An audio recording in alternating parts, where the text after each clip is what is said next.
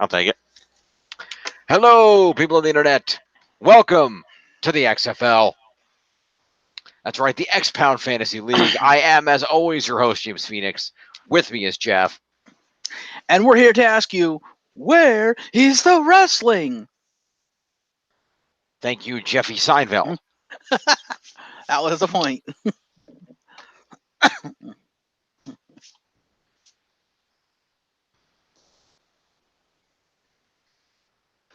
Anyway, so yeah, we're going to look back at last week, not this week now, but last week in wrestling. Thursday night, we will cover Super Showdown, and then hopefully on Saturday, Per Normal, we'll cover this week and be back on track. Also, tomorrow night, we will be reviewing Annie, at least.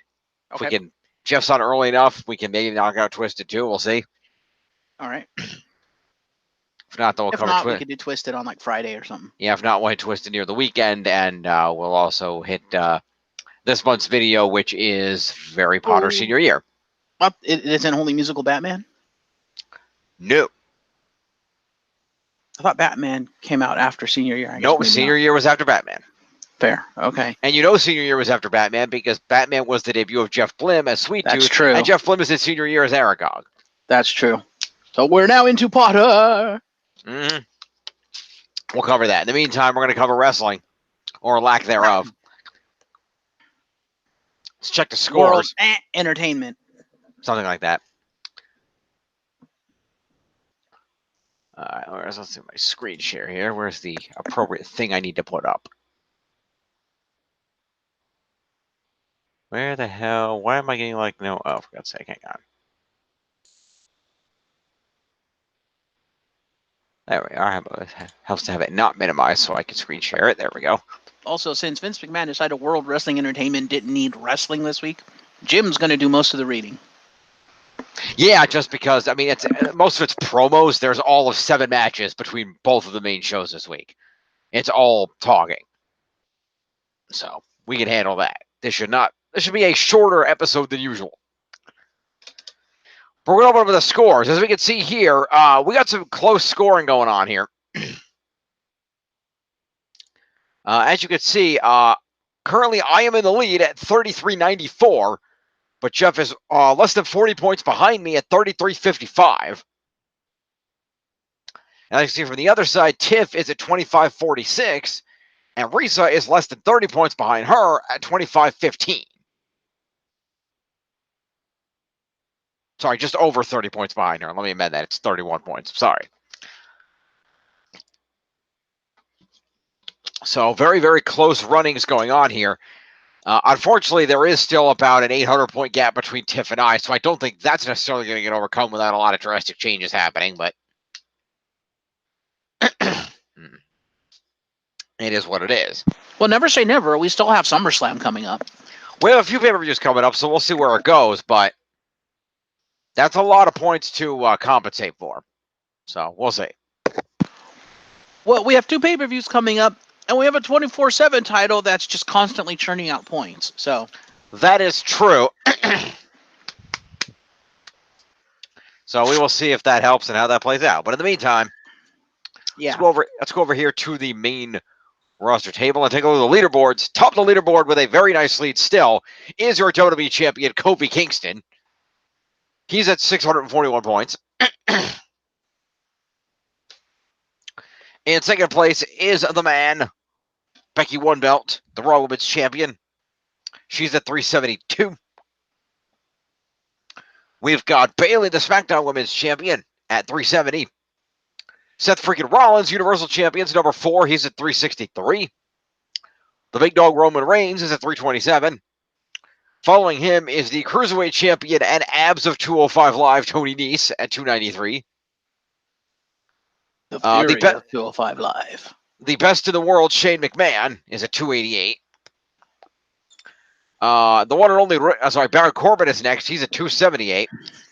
The one and only Ricochet is at 256. And rounding out the top 10 is AJ Styles, the phenomenal one. He's at 240. Despite being injured.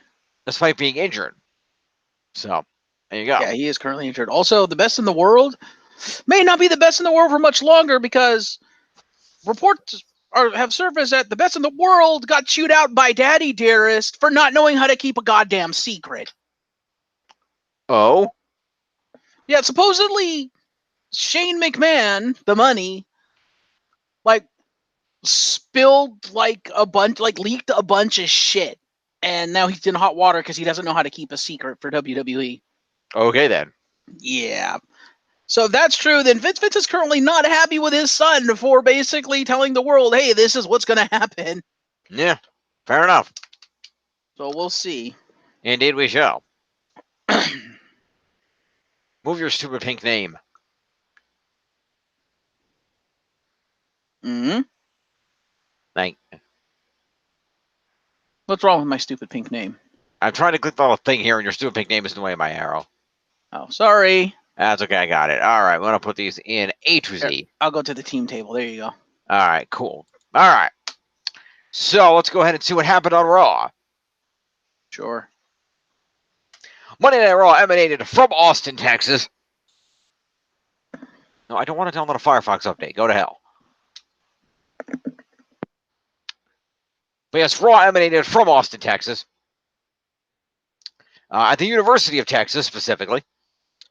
And we open up with a big dog, Roman Reigns. Wild card rule in effect.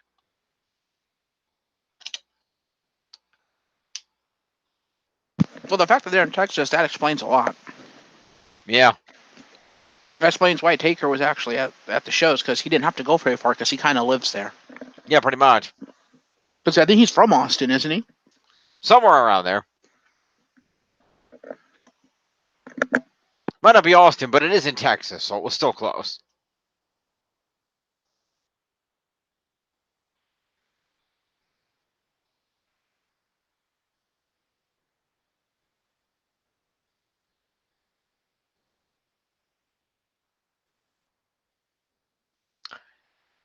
Anyway.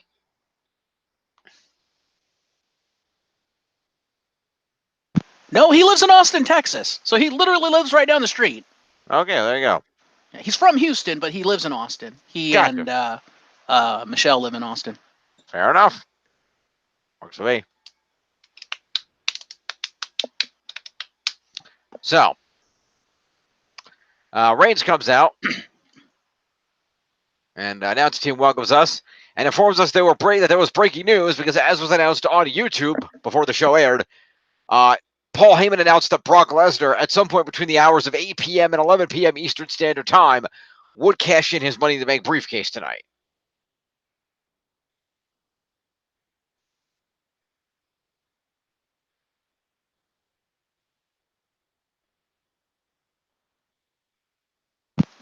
Spoilers, no, he's not. Yeah. Anyway, Shane O'Mac came out, and he opened up by asking Mike Rome to give him a proper introduction, which he does. And Shane then said that he can't wait to shut Roman Reigns up at the Super Showdown, and claimed that he was like a fine wine, just getting better with age. And said that when he was ready in the match, he was going to knock Roman Reigns down into that corner, climb the opposite turnbuckle, and deliver a coast-to-coast to his face. Then I'll either pin you, Roman, or if I feel like humiliating you even more, I'll slap on a triangle choke and make you tap out for the first time in your career. And the last thing that you will hear is the winner and still best in the world. Roman then cut him off and told him to shut up. Said that he would love Shane to try to tap him out, and said that if Shane tried that, he'll pick his ass up and slam him right through this mat. He then told Shane the only reason he's still out here is because he relies on help from people like Drew McIntyre. And he said that after he's done beating Shane's ass at the Super Showdown, he'll go to Stomping Grounds and he'll beat Drew McIntyre's ass too. This led to McIntyre making an entrance, where he said that he didn't like the attitude of Texas, but said that he agreed about what Shane said about beating Reigns at Showdown and then Stomping Grounds. And McIntyre said he had an idea. He said he didn't need his partners because he'll just take out Reigns right now.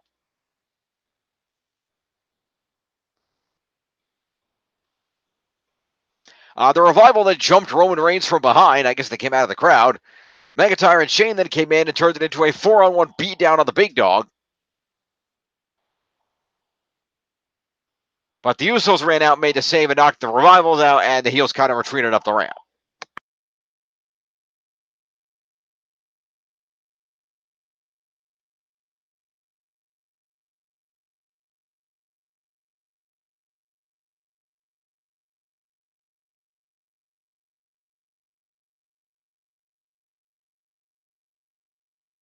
Sorry, anyway.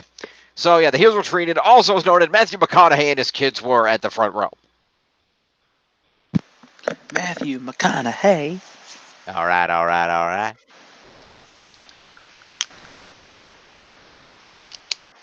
So, that was the opening promo and assault. So, it's basically promo and assault to everybody. Sure. So, let's see. Who gets promo and assault here? Drew McIntyre. You get promo and assault. You get promo and assault. You get promo and assault. Everybody gets promo and assault. So, that'd be 5 points, 9 points. So, 9, 11, that's 222 for Drew. And we got for Drew. Dash Wilder.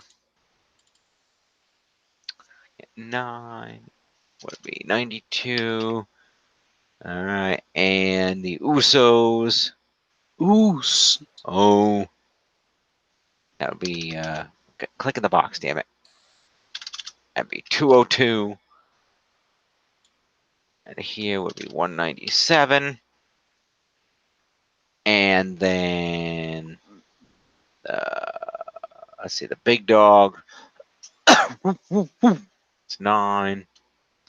Me is 336. And Scott Dawson, it's 9, which will put him at 96. And the best in the world, it's 9. Actually, hang on a minute. I'm going to amend that in a second. We'll do this first. 9, what's 297? Because the Revival didn't actually say anything. They just showed up and attacked people, so they lose 5. Fair. I'm not paying attention. Fail. I caught it. That's what matters. You still fail, but yes, you caught it. Okay, moving on.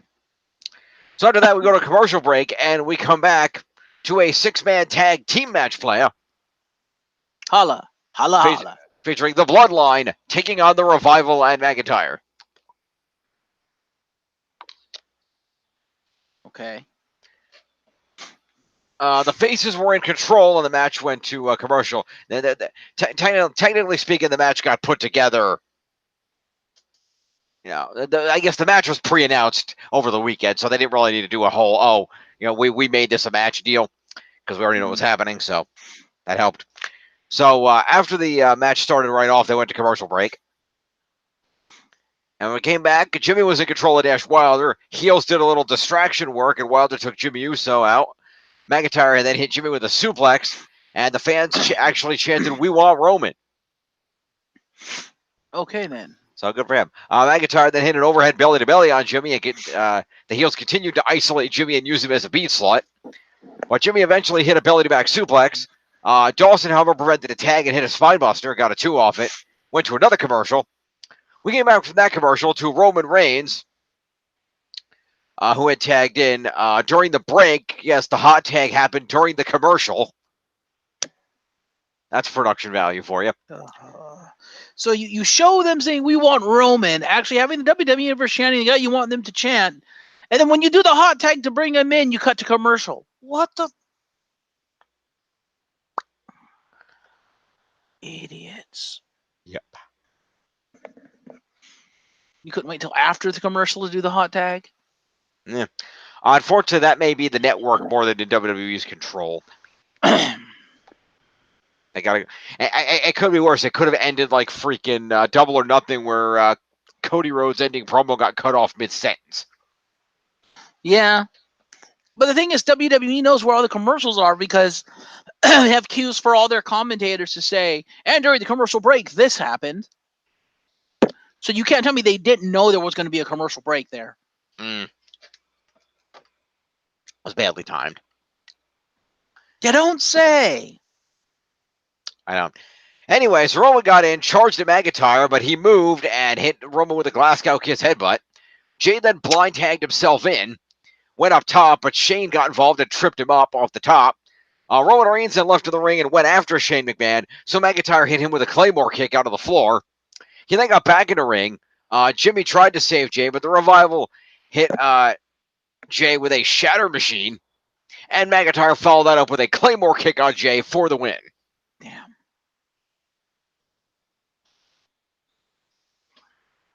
So that happened. Boo.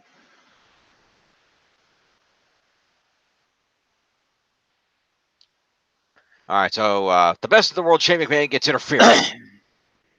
And then it's what? Interference. Yes. That's what I said. Interference.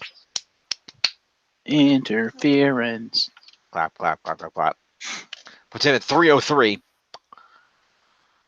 Let me go over to my actual, close this out. Where's my actual scores? Here we go. Let's go over here. All right. So we got that.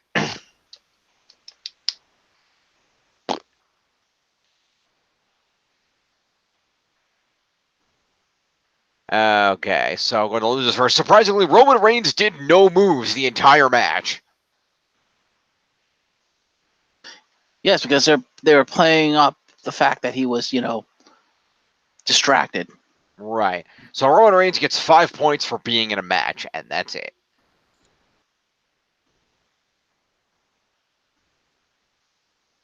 That is a shocking sentence I just said. Yeah.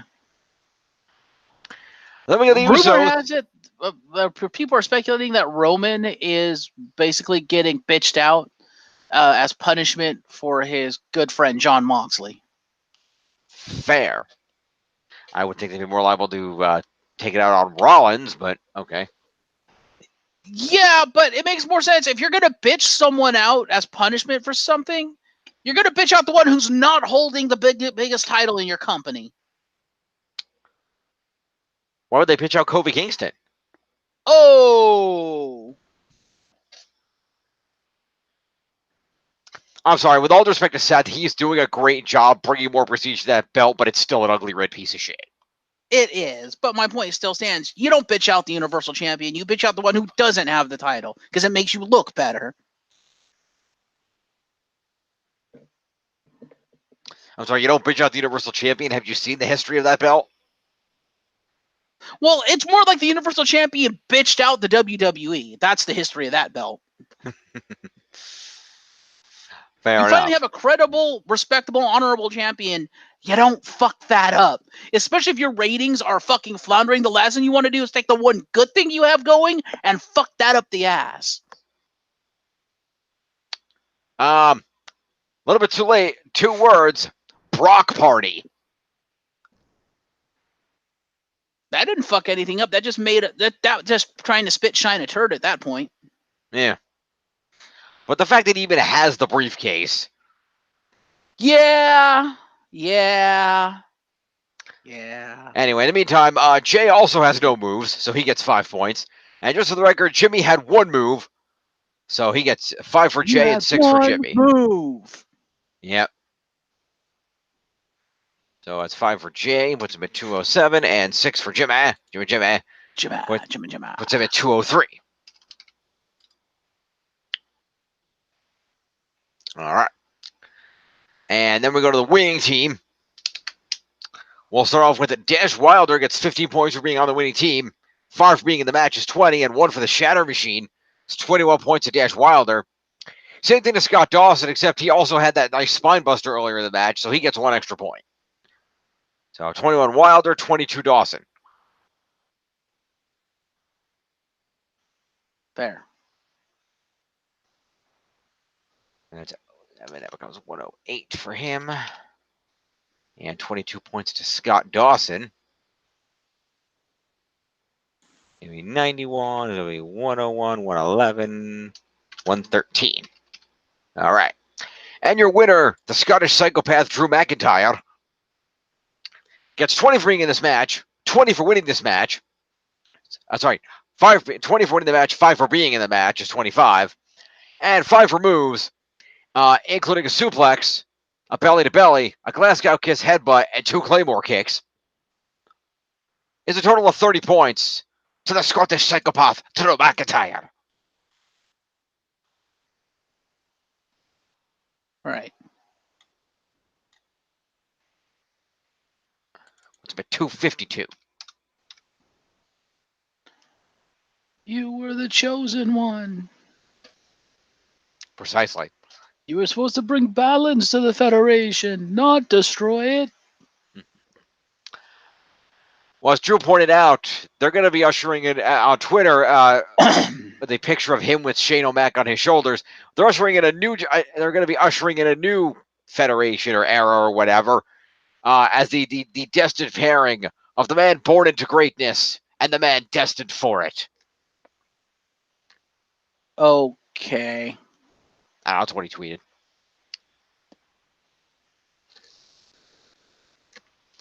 Anyway, so after that, post-match, the Revival then hit Roman Reigns with a Shatter Machine, and then McIntyre hit him with a Claymore kick. Then they held up Roman Reigns, and Shane hit him with a spear, and then mocked the Roman Reigns. Hoo-ah! Ooh. Ah. Yeah.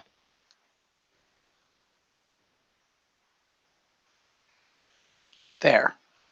So, that is going to be a move point each to the Revival and McIntyre, and a move point to Shane for Move Thief. Move, thief. Yes. McIntyre, where is Dash Wilder? Is up here. He gets one Shatter Machine point. And Shano gets a Move Thief point. It's at 304. And Scott Dawson gets himself a point for the Shatter Machine. Okay. All right, next. We cut around to some shit saying, hey, here's shit that's coming up tonight. Academy Award-winning actor Matthew McConaughey was again in the front row with his children. Also in the front row hanging out with him was former Tour de France winner Lance Armstrong. Okay, then. So that's cool. So they were hanging out. I do like Matthew McConaughey is wearing a button-down shirt with a luchador on it. Okay, then. That was kind of cool looking. There. Moving on. Moving on. Moving on, moving on.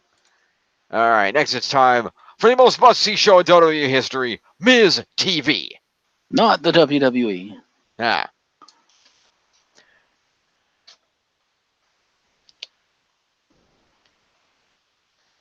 So Miz came out and opened up his promo with, all right, all right, all right. He did? He did. Nice. So he introduced his guest for the evening, the Universal Champion, Seth freaking Rollins. Monday Night Rollins. Burn it down. Anyway. Am I the only one that wants to see him just one time when he does that to do the Batista Cabbage Patch? Ah. No? Only me? Okay. I can see it. Anyway, he comes out, gets to the ring, shakes Miz's hand, and they have a seat in the chairs. And Miz notes that Rollins is going to be defending his title against Baron Corbin at the Super Showdown. Baron Corbin. Clap, clap, clap, clap, clap. Rollins was asked about the Lesnar cash-in attempt, and he noted that Miz is assuming that Lesnar would show up, and reminded us that Paul Heyman never tells the truth. He's got a point. Miz said there is something in Seth's side that is weighing on his mind, and he reminded Rollins that the contract is in the hands of the dominant Brock Lesnar. And Rollins replies that he understands the gravity of the situation, but if Lesnar cashes in, he'd be relieved because he's focused on facing the number one contender to the title, Baron Corbin. And he's got to focus on Corbin and stomping his head into the mat. And can't be distracted by Lesnar unless there is reason to be. Something like that. We then cut to the parking lot where a suburban truck pulls in with Brock Lesnar and Paul Heyman. Brock Party.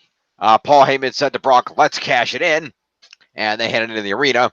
Rollins and Miz then turned to face the camera, and they walked into the arena near the entranceway, but then stopped and walked back to the locker room.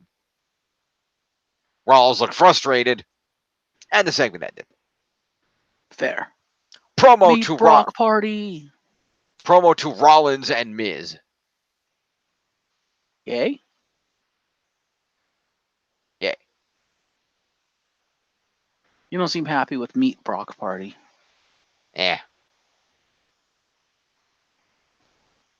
That's clever. I'll give you that. Anyway, Rollins gets a promo. And Miz. Miz. Miz. I'm not giving anything to Paul or Brock for just showing up in a parking lot and walking away. All right. After a commercial break, we are joined by the Lucha House Party, who make their we'll entrance. get to that. They said something, and I don't know if they said it here on Raw, but they said something on 205 that just made me hard face palm. Okay, well, anyway, they came out. And they attempted to announce that there was going to be some kind of tag team match happening tonight involving them and Lars Sullivan, but that didn't happen. Okay. Lars Sullivan walked out of the ring and proceeded to beat up the Lucha House Party. Kalisto tried to springboard, but Sullivan hit him with a Dorado with a clothesline. Metalik tried a cross-body block, got caught. Then he took 3 straight drop kicks from the Lucha House Party boys, and then all 3 guys hit a triple drop kick to knock Lars out of the ring. He landed on his feet, but was very angry and yelled at them. I'm angry and I'm yelling at you. Yes. Fair. So that would be an assault to Lars Sullivan. And an assault to the Lucha House Party guys. Plus the Lucha House Party guys each get 2 moves. 2 moves. Two moves. Fair. All right, so Lars gets an assault. We'll do that to start. Fine. And then who we got down here? Let's see. Who's in this freaking faction? Let's say Dorado. He'll get 6 points. He is 95. And 6 points to Kalisto. He is 63. And 6 points to Grand Metalik. And I'll put him at 92. All right. So that happened. That did happen. Rolling on, the Iconics. Excuse me. Basically. Anyway, they were in the locker room when they were mocking Nikki Cross. They also mocked that mutt Becky Lynch. Alexa Bliss then walked in besides Nikki Cross, and Peyton Royce said that she has a match with Cross that will be iconic.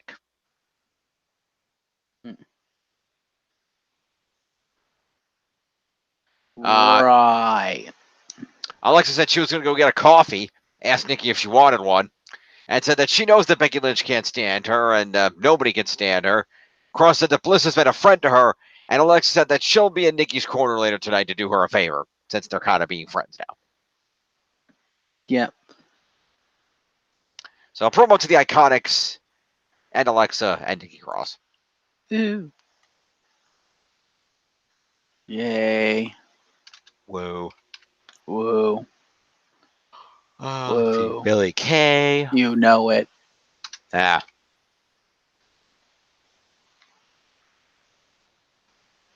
No. Related fun fact, they lost the titles last night. I know. I'm pissed.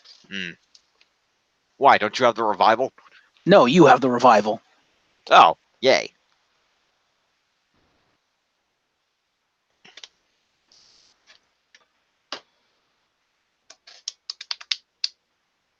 Anyway, let's see who else is here. Nikki Cross.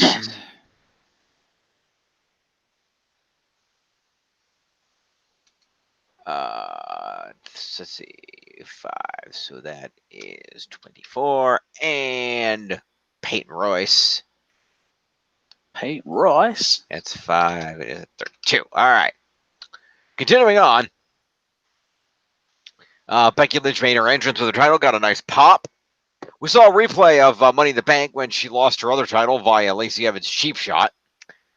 And after a commercial break, we hear from the man who said that she said the man wants to make some changes, and noted that she was home this weekend and that it had been 63 days since she had been home. And noted that she went on a tour of Europe, switched brands, and won the main event of WrestleMania. Mm-hmm. And there was some "You Deserve It" chants, and she stated that she has never been more content in her entire life. But that's the problem, because contentment is the worst thing that can happen to a fighter like her, because content fighters either get hurt or they get beat.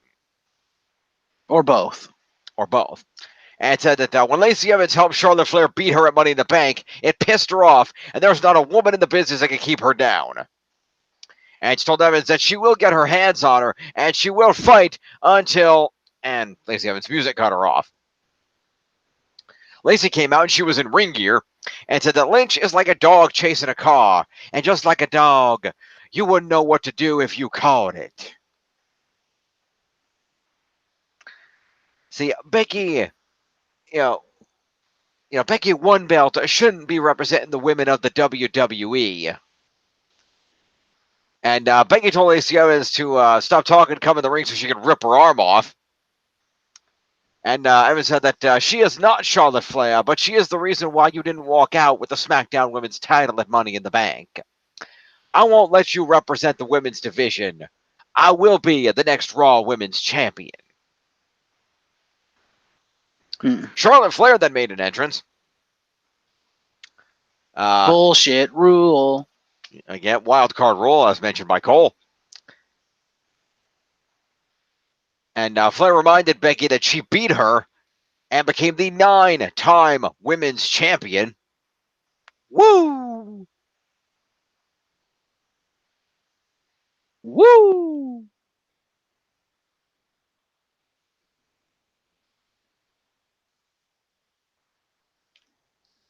No woo? Woo! Okay. I'm just that's reminding me of a really good joke that the New Day made on SmackDown earlier. New Day, woo! Because Biggie got to wrestle again tonight. Uh-huh. And there was a pretty good joke where Biggie is like, yes, like, yes, it is my return to the ring. I have so many returns. If I had a title for every return I've made, I'd be Charlotte Flair. Oh ho ho! Damn, son. Then Kofi jumps in. That's a booking joke. That's cold, dude. And then Xavier and then Biggie's like, wait, what do you mean booking? He's like, oh no, not that I mean, because you were talking about booking a trip to Charlotte. Yeah, that's what you're talking about. And then Xavier cuts in, and Xavier cuts in, and then Xavier cuts in and busts out with the Disney. He's like, all right, let's get down to business. So, good New Day promo. Anyway, we'll cover that on Saturday. In the meantime, Charlotte is Lynch asked Charlotte where her title is now. And Flair admitted that she's not the champion now. And Lacey Evans asked her why she's there. And told Charlotte that she's there because she's a daddy's girl that needs attention. Flair responded to Evans that she struts like a peacock because she is more than halfway to breaking her daddy's world championship record. And trash talked Evans for making tea and how she kicked Evans in the face last week. Evans responded by referring to Charlotte as being yesterday's news and how she is the new face of the WWE. She then told Charlotte to go back to SmackDown unless she wanted to be educated by a woman's right. And she then punched Charlotte Flair, who landed against the ropes, and a referee got in and separated the woman, and Becky slid the hell out of the ring. Becky was like, yeah, nope. Basically, we then had a one-on-one match between Charlotte Flair and Lacey Evans. All right, then. And Flair went after Evans with forearms, then worked her over with kicks to the ribs, threw her out of the ring, while Becky watched from ringside. They then exchanged some holds on the mat after being back in the ring, and Charlotte whipped Lacey into the turnbuckle, and she went out to the floor, led to a commercial. We come back with the commercial to Lacey Evans with a fireman's carry takeover. Charlotte then came back, worked over some chops with a knife edge. Woo! Lacey came back by slamming Charlotte's head into the middle turnbuckle, then hit that running corner attack that she does. Charlotte then came back with a kick and an overhead throw across the ring. They then battled out of the ring by the apron, and Lacey did the leg sweep to trip Charlotte up. She missed a slingshot elbow, and Charlotte moved, and Lacey had a bump out to the mat there. Charlotte then applied a modified backbreaker and a clothesline. She attempted a figure four back in the ring, but Lacey countered this and kicked Flair into the turnbuckle, then hit a neck breaker. Flair then hit a kick to the ribs, and both women ran the ropes and double crossbodied each other onto the mat. Okay. And Charlotte Flair rolled herself by the ropes, which triggered Becky Lynch grabbing Charlotte and pulling her out of the ring, causing a DQ. Okay, then. She then proceeded to get to drop Charlotte on the mat, get back in the ring, and hit Evans with what apparently she's now referring to as the Manhandle Slam. Okay. That's apparently her move now. What does it look like? I don't know. That is not my area. You didn't actually watch the match? I vaguely recall it. Okay. Let's see.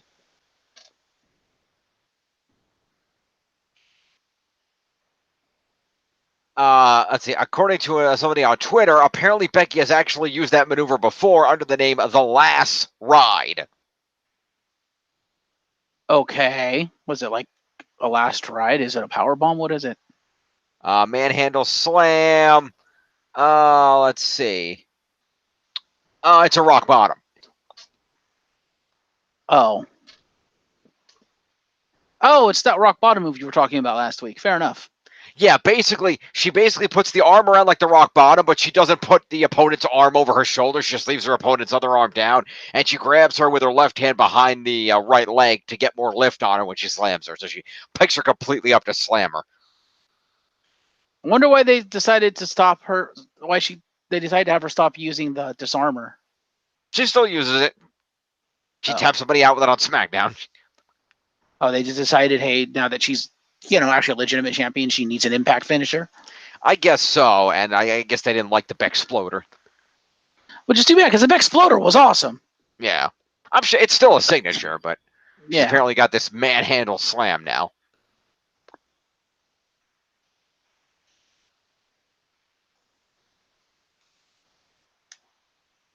That is fair. And then somebody linked here. Apparently, she's done it before as a move called the Man Slam. I should say the Last Ride. There's a clip of her at SummerSlam hitting it on, I think that's Nikki Bella. It's one of the Bellas. Fair. But apparently she has done that maneuver before, so. Again, fair. Yeah, fair enough. Anyway. Moving on. Moving on. We'll go ahead and score this. You do that. So, Becky Lynch gets 6 for interference, 4 for a post-match assault, 1 for the Manhandle Slam. Is 11 points to the man. Uh-huh. Uh-huh. Uh-huh. Uh-huh. Tiny Elvis, everybody. Thank you. Thank you very much. Anyway.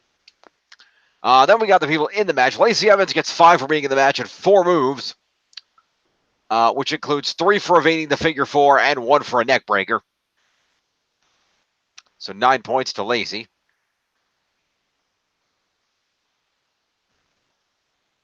Fair. 187. And then Charlotte is going to get herself 5 for being in the match and 6 moves, including a forearm move thief off of Lacey, I guess. The knife edge chops, 3 for evading an elbow maneuver. Okay. 1 for it, and then another move, no, move thief clothesline. I don't know if I'm going to count. She does do the clothesline. Move thief close. All right. Whatever. Anyway, 11 points to Charlotte. Whatever the hell You're happened like, there. whatever. 11 points to Charlotte. I'll allow it. What? I said, I'll allow it. Okay, Mills Lane. If that's what you're going for, that was a horrible Mills Lane for the record. Couldn't remember how he actually says it. It's basically, we're going to go to referee Mills Lane to see whether this is allowed. I'll allow it. Oh, he says it fast. Okay, fair enough. Yeah. Fun fact, I own the video game of that on PS2. Really? Any good? It's not bad. It's got a decent variety of characters, but there's not like a story mode or anything to it, so it's just here's characters fight each other, so it does get very boring very fast. But it is an accurate representation of the show. Fair. And yes, it does have Austin and Vince in there. Cool. Anyway. So yeah, that happened. Yeah. Assaults and things occurred. Blah, blah, blah. Blah, blah, blah. Moving on. After we cleared all that mess out, went to a commercial break. We come back to a commercial break to a Taker promo to remind us that he's going to be here later. Little video. And then we are joined by Rey Mysterio. Booyaka, booyaka, broken arm. Yeah, basically. He's in street clothes, left arm in a sling. They show the Money in the Bank clip when he pinned Joe for the title. And Mysterio said that he's been a part of WWE for a long time, and WWE has been a part of his family, and talked about how his son Dominic is training to do what he does, and that he has complete trust that he will carve a path of his own. But said that tonight he has to set an example by doing the right thing as a man and as a champion. He said that due to his previous shoulder injury, he's here tonight. And here comes Samoa Joe, who gets in the ring, saying that he didn't want to ruin this pure and honorable moment by telling the people a lie. And he said that Rey isn't relinquishing the title because of injury. It's because he can't beat Joe. And Rey said that he's not there to have a moment or to fool anybody. He said this is not the moment that he wanted it to be. And reminded Joe that he's won championships his entire career through pain and through injuries. And said that if he's man enough to do that, then he's man enough to do this. And said that due to his current shoulder injury at Money in the Bank, he's here to relinquish the United States Championship to Samoa Joe. Wait, what? He's actually giving it to Samoa Joe? Mysterio put the title down on the mat in front of Joe and told him to pick it up if he wants it. And Mysterio told Joe that he'll be back. And Mysterio tried to leave, but instead got put in a coquina clutch. Okay, then. The referees then forced Joe to break the hold. Joe then took his title and left. So Joe is the U.S. champion? Yes, he is. Okay, then. Completely pointless. Clap, clap, clap, clap, clap. That was pointless. Clap, clap, clap, clap, clap. Does Joe get points for becoming champion again? No, he didn't fucking win it. Fuck you.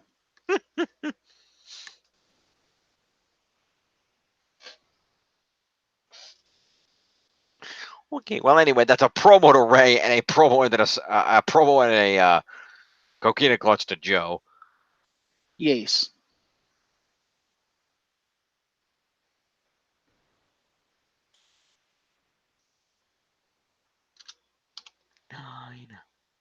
Mysterio goes out with injury and he can't even crest 200 points.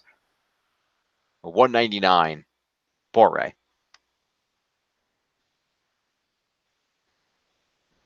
Anyway, Samoa Joe, where the hell is he? There he is. Samoa Joe gets 5 for the promo, 1 for the coquina clutch. What's 101? It should be 40 for a title win.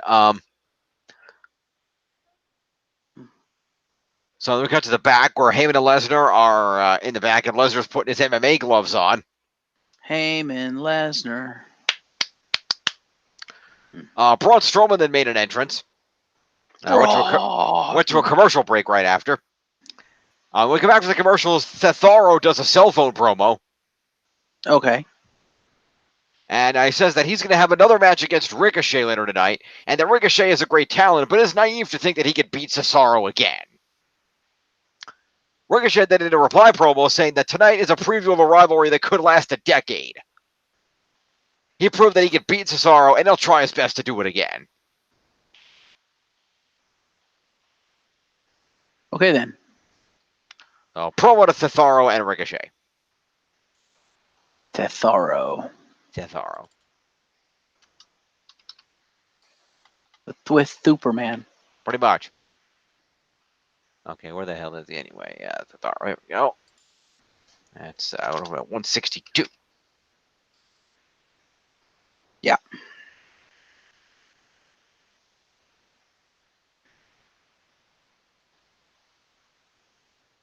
All right.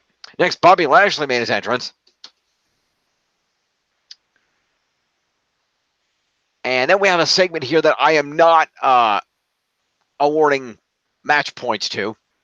Okay. Because while this is a match, Mm-hmm. it is an arm wrestling match. Oh. So Lashley and Braun set themselves up at the table. So, because it's not a full-on match, but an arm wrestling match, how about they get match participation points and the winner gets half win points, so 10 instead of 20? I mean, if you want to. I don't know. It's technically considered a match, but like I said, I can understand when you're like, well, it's not a wrestling match. I'm like, okay, yeah, that's fair. Yeah. It's up to you. I threw that out there. That's not a bad idea. Was there a ref? There was a ref. Yeah, so I would say it's a semi-official match anyway. It was referee John Cone. Well, I think it makes it even more official. All right then. Referee John Cone had a bucket with chalk in it, so they put chalk on their hands. And so at first, Lashley slapped his hand away, and the table got knocked over. John Cone had to pick it up. Mm-hmm. And then they locked hands again. It was even. Strowman got the advantage. Lashley came back, and then Strowman won. Okay then.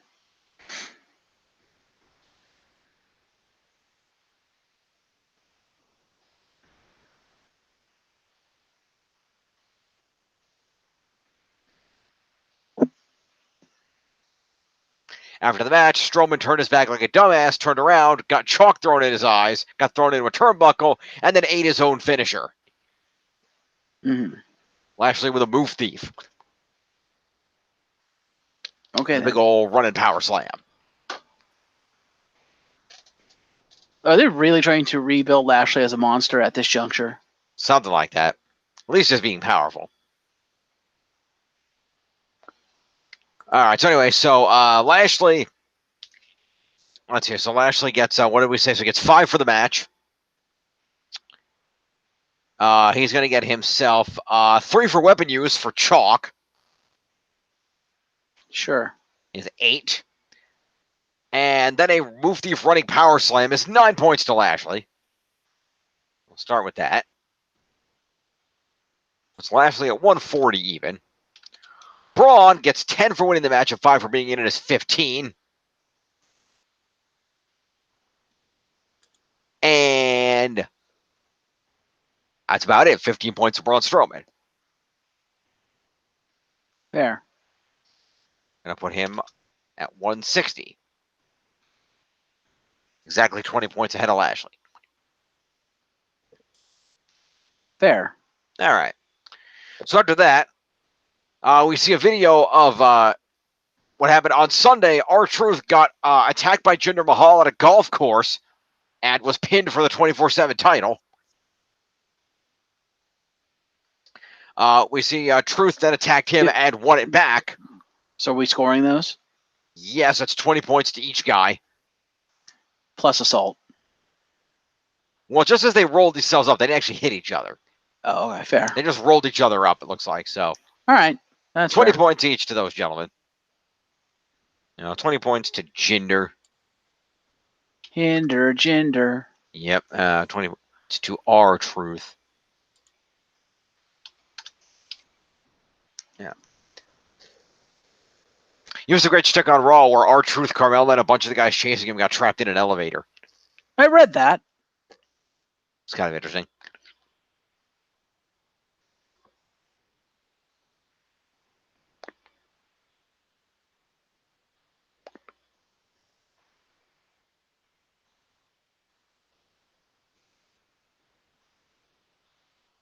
Anyway, they showed Carmella backstage looking for R-Truth.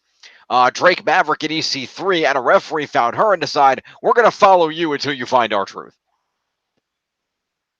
Okay, then. So there you go.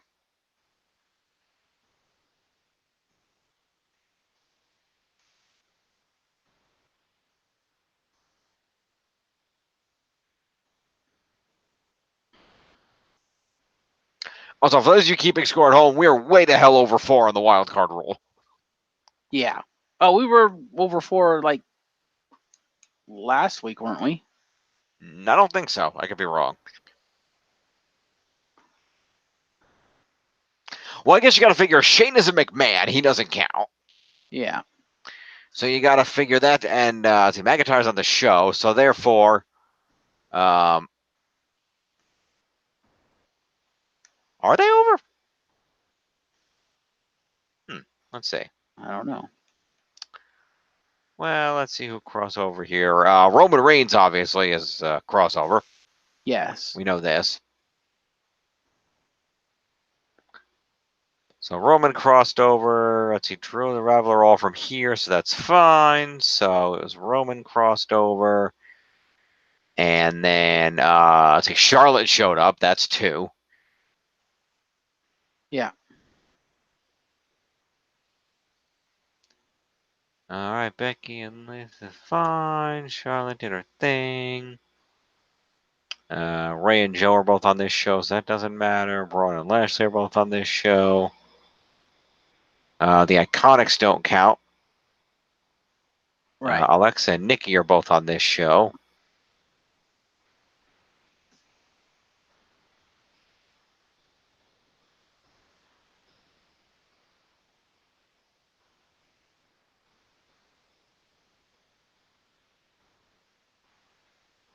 And then, I can't remember, Truth and Carmella are SmackDown, right? Yep. So they'd be the other 2, so that's the 4. Although technically speaking, by holding the 24/7 title, would that not exempt Truth from that rule? That's true. So that's 3, actually. And then, it's the EC. So Carmella would be the jump, though, because she would have jumped with him, because I don't think it exempts her from the rule. No, so it's 3. So therefore, yeah. And so, yeah, so it's only been 3 so far, actually. Fair. With all due respect, I don't think John Canton knows who the hell's on which show. Can you blame him? No, but I can keep track of it. You're a librarian. Point made. Anyway, moving on. We'll go to commercial. We come back to commercial to a one-on-one match between Peyton Royce and Nikki Cross with their respective friends in their corners. Peyton Royce hit a spin kick on Nikki. And Corey Graves pointed out that the Iconics are the longest reigning women's tag team champions in history. Yeah, because they're only the second women's tag team champions in history. And also, as Renee Young pointed out, it's because they never defend them. There's that, too. Peyton Royce then used her foot to choke Nikki Cross against the ropes. Nikki came back with a roll-up. Peyton hit a clothesline and then a knee, followed by a limb-pulling submission hold against the ropes. Nikki then got back into it, jumped on Peyton's back. No, hang on, sorry. Knee on Cross. Right, all right. But Peyton came back and slammed her down and hit a knee to the back. Billy Kay was wearing both of the titles at the same time. Nikki was bleeding from the mouth some manner or another here. When she got back up, Peyton Royce did a hair whip into the mat. Then whipped her into the corner, elbow, a kick, 3 forearms, and a running clothesline.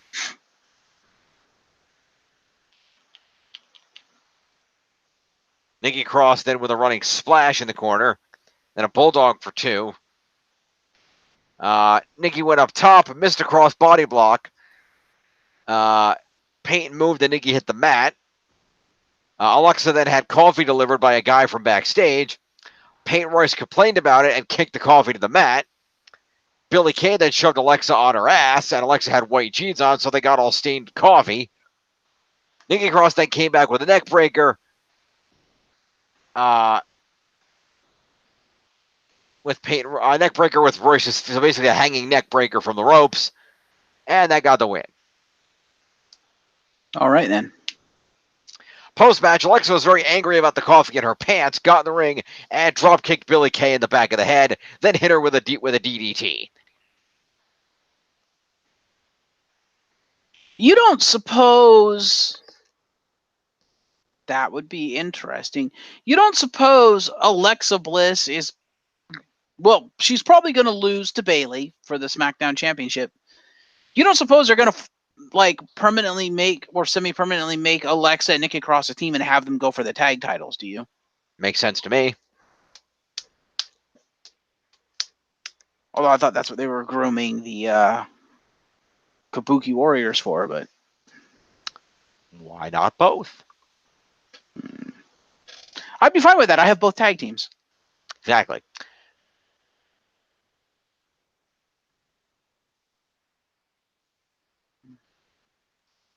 All right. Yep.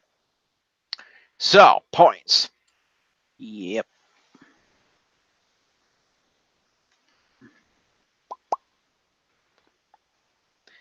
What do we got here? All right. What do we got over here? So Alexa and Billie Kay both get accompaniment interference. Uh-huh. And then Alexa also gets post-match assault and a DDT. Let's see. Billie Kay gets 11.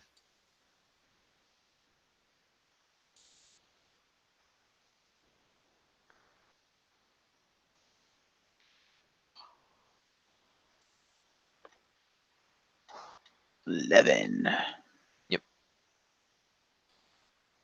It is 127. And then Alexa is going to get 5 for accompaniment, 6 for interference is 11. And then 4 for an assault is 15. And 1 for the DDT is 16 points to Alexa.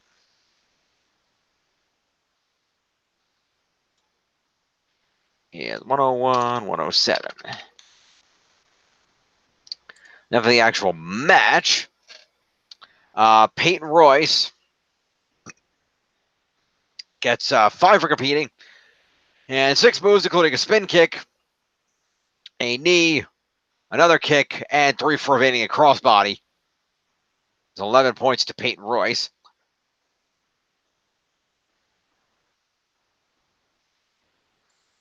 All right.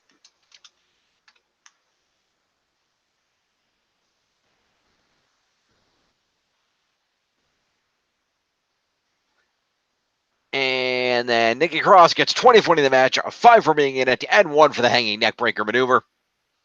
Yay. Oh, sorry, 1 for the 3 forearms. Sorry. Either way, it's 26 points to Nikki Cross. Still yay. Yes. 250 even. All right, then. Indeed. All right. All right. So following that, we continue on. We go to a commercial break. And we come back from it to Seth freaking Rollins. Seth freaking Rollins. He comes out to the ring and was about to start his promo, but Lesnar's music hit, but then there was no Lesnar. Bow, bow, bow, bow, bow, bow, bow.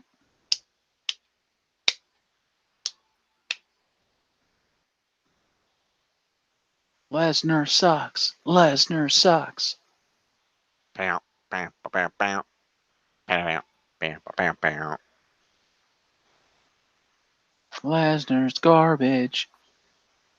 I'm an overpaid bitch. I'm an overpaid bitch. Pretty much, yeah. Anyway, Rollins said that he's sick of this. Looked at the hard camera and said that Lesnar used to be one of the most feared men on planet Earth, but now he's just a shell of that. And dared Lesnar to come out and cash in the contract on him right here and right now. Instead, Baron Corbin came out. And I like the joke for John Canton here. Baron Corbin showed up for the introduction looking like a waiter at a restaurant, which is his wrestling gear.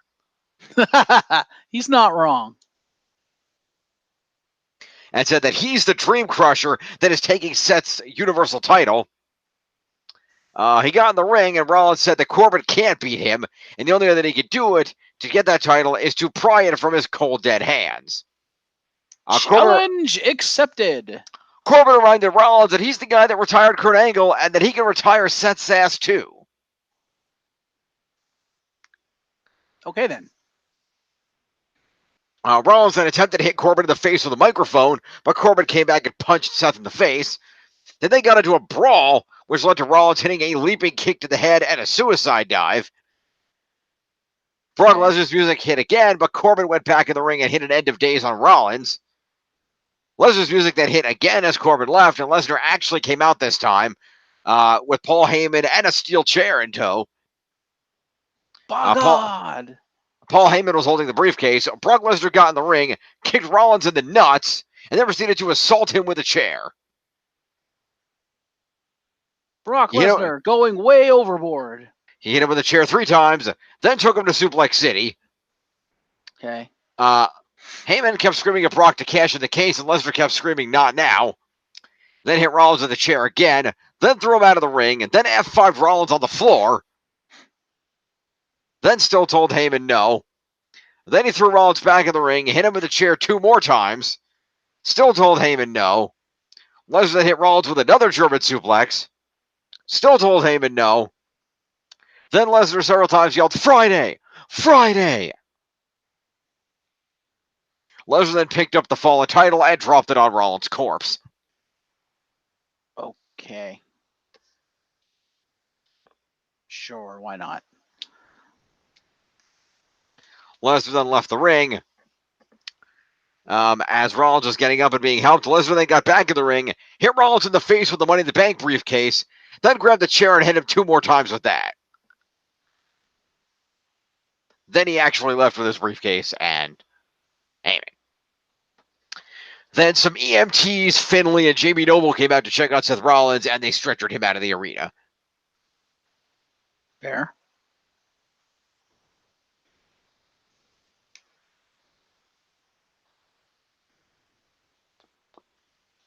Friday, Friday, Friday.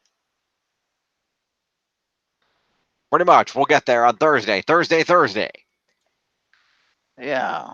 Bullshit, bullshit, bullshit. Right. So anyway, that's going to be Corbin and Rollins with an assault.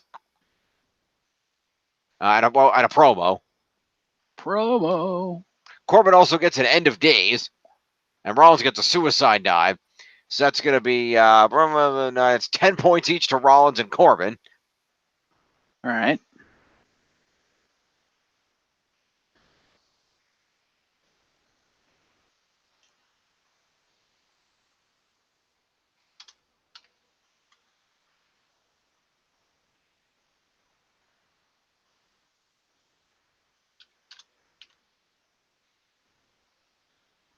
And then let's see here. Brock Lesnar gets assault, weapon used for the chair, weapon used for the briefcase. Is 10 points. And let's see. German suplex, an F5 on the floor. Suplex City, or did he not use Suplex City? Another German, not just individual Germans. Another German suplex. Okay. And then more weapon uses. That's 3 moves. So therefore, it's at 6 and 10, 13 points to Brock. Unless you want to throw him an OMG for that assault. Why would I do that? I don't know. Just saying. No, it's just an assault. Unless there was something OMG worthy about said assault. No, just that he did a lot of beatdown. So 13 points would be 28 out of 131. Also, I have to make an amendment to your listing here, by the way. Okay. Are you looking at the screen? I am looking at the screen, yeah.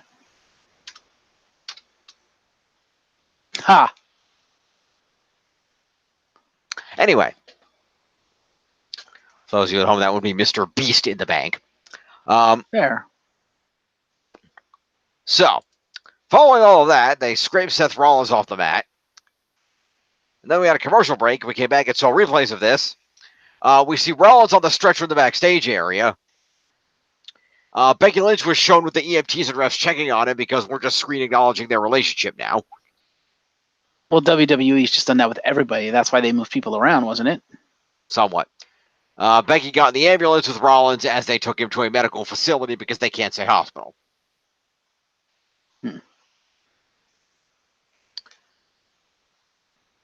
So we went from that very serious beatdown and medical situation Oh, no. to the Firefly Funhouse.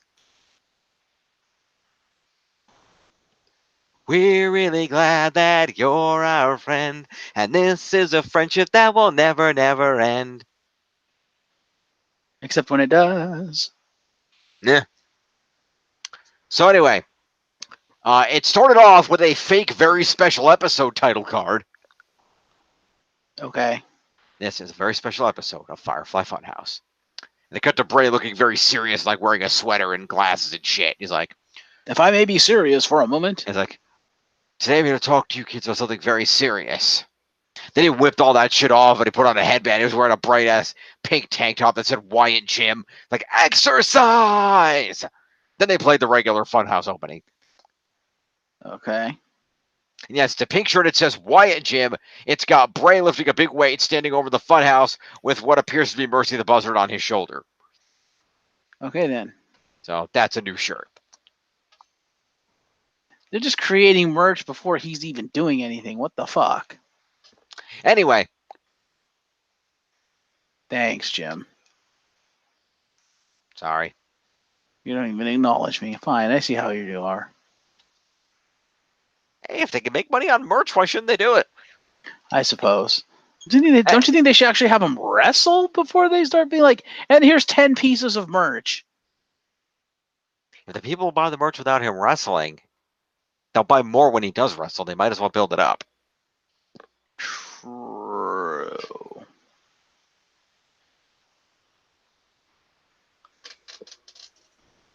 So, I suppose. Anyway, so he went over to speak to his friend Huskus the Pig. Okay. Who was eating chocolate. And he said, but the chocolate tastes so good in my belly. Of course it does. And he said, now Huskus, you could do better than that. You don't have to be, you don't have to be, fat and out of shape and a loser. In fact, one day, I know that one day you'll be great. People will say that you're a genius.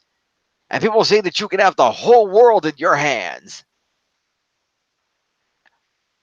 Direct look at the camera, exaggerated wink. Okay. Because it's Bray's career. I know. So anyway, as they were concerned about this, the door broke open and Devil Horn Vince McMahon puppet came in. Yep. How he got that okayed, we'll never know. Huskus, yeah, whoa, hold on, boss. Now, do we know if Vince voiced himself or not? I do not believe so. Oh. I think it's still Bray voicing all the puppets. Fair.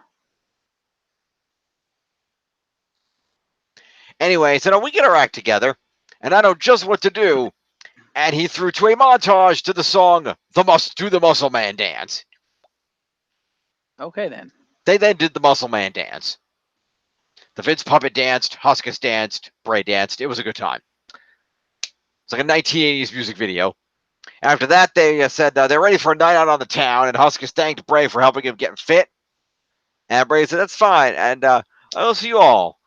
I'll always be here to light the way. All you have to do is let me in.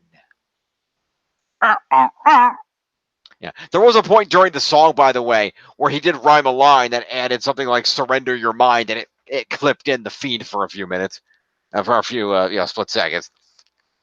Okay, then. Now,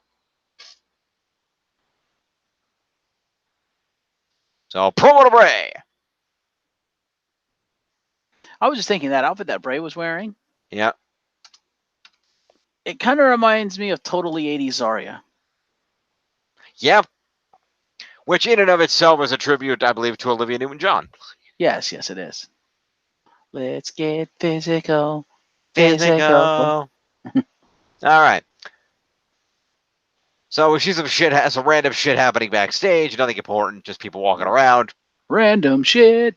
Commercial break. Come back for a commercial break, and it's time for a face-to-face between Triple H and Randy Orton. Because that's what we need. Because they have a random-ass match on Friday. Yep. Triple H is wearing a suit. Of course he is. He's corporate age. So he gets in the ring. He was about to speak when Randy Orton's music hits, and he interrupted him. And Orton makes 4, by the way. Yeah. Triple H said, we've been through a lot. It's been 20 years. We've said everything we need to say to each other. Don't let the suit fool you, because I'm coming to Jeddah to beat your ass. Yeah, he used to keep saying that, corporate age. Hunter, I need you to remember, I'm not Batista. I am the Legend Killer. You know that better than most, and I will gladly beat you at Super Showdown and put another notch on my belt. Hunter replied that it's interesting what we've been through for 20 years. And, I watched videos about our careers. And where I referred to you as a diamond. You've become one of the best ever, which got a pop from the crowd. A lot of people try to put you down. They're all gone, but I'm still here. Orton, a lot of people try to put me down, but they're all gone. I'm still here. You are not the one to put me down. Hunter then climbed out to the apron like he was going to leave, but Randy Orton stopped Hunter for a minute and said, Hunter, Hunter, can you do me a favor? Just promise me one thing.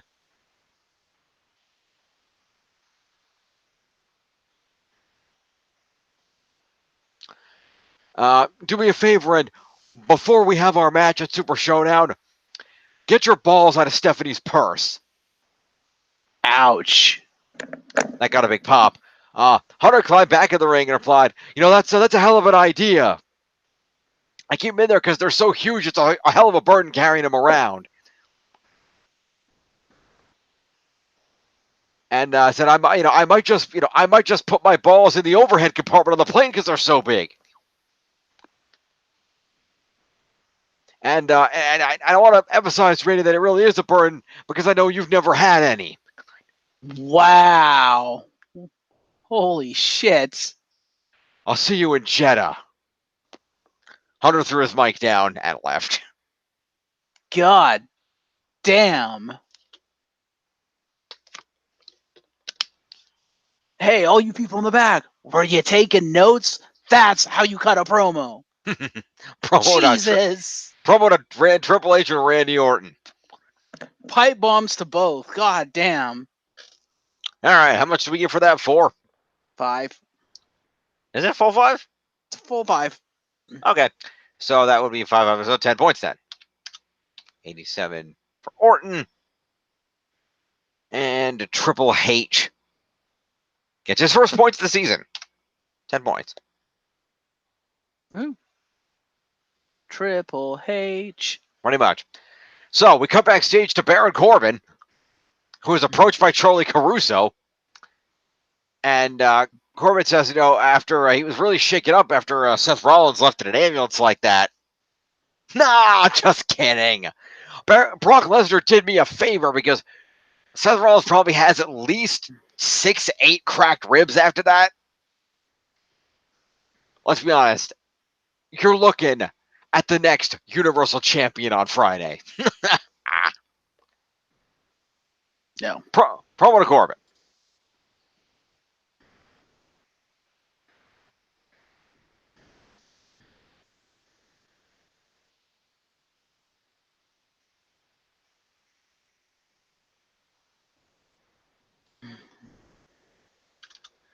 '93, all right.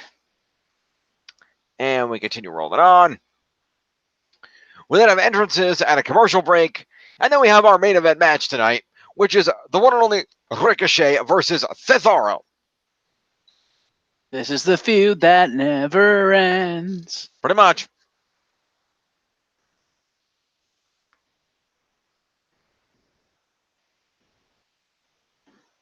No. The feud that never ends was earlier tonight when Shane and his crew assaulted The Miz. Yeah.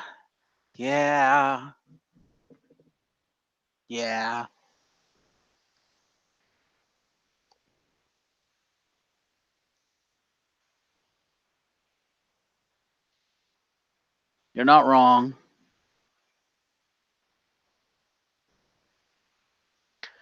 Anyway, so we have the match here. So this is a rubber match because Ricochet and Cesaro each have one up on each other. All right. So Cesaro opens things up with a backbreaker, countering Ricochet attempting to do something out of the air. Cesaro then whipped Ricochet to a turnbuckle and then applied a chin lock. Then they did a cool spot where Cesaro launched Ricochet up into the air and Ricochet came down into a head scissors. So that was pretty Talk cool. on that, Cesaro. Yep. Then they ended up out of the ring. Ricochet hit another head scissors takedown on the floor. Then went off the apron and hit a moonsault off the middle rope onto Cesaro on the floor. That went to a commercial. We came back with the commercial to Cesaro back in control, but Ricochet hit a sunset flip, got a 2 off it. He dodged Cesaro charging, and Cesaro went in shoulder first into the ring post. Ricochet then went up top, so Cesaro decked him with an uppercut to the chest, and then hit a big-ass superplex and got a 2 count. Ricochet then drove Cesaro throat first onto the top rope, and Ricochet then jumped up onto Cesaro's shoulders. Then there was a series of counters. Ricochet landed on his feet. Cesaro did the swing for about 10 revolutions. Then hit a running uppercut and got a 2 count. Ricochet hit a knee to the face, a kick to the face, another knee strike, and then a springboard crossbody, getting a 2 off that. All right. They did another spot where Cesaro went for a slam. Ricochet kept getting away, went for something. There was some kind of botch here where they fucked something up because whatever happened wasn't what they wanted. And then Ricochet ended the match with a roll-up of death. Well, don't you kind of need to have to figure out the botch to figure out botch points? Eh. I mean, eh. Eh. You lazy butt. Eh. Suck. Yeah. Why are you so lazy? Why so lazy? Yeah. That's not an answer. Bah. That's not an answer. Bah. You better not be this lazy with fucking Super Showdown because that was Botchamania 2019. Bah. I will be calling out the botches at Super Showdown because holy shit. Okay.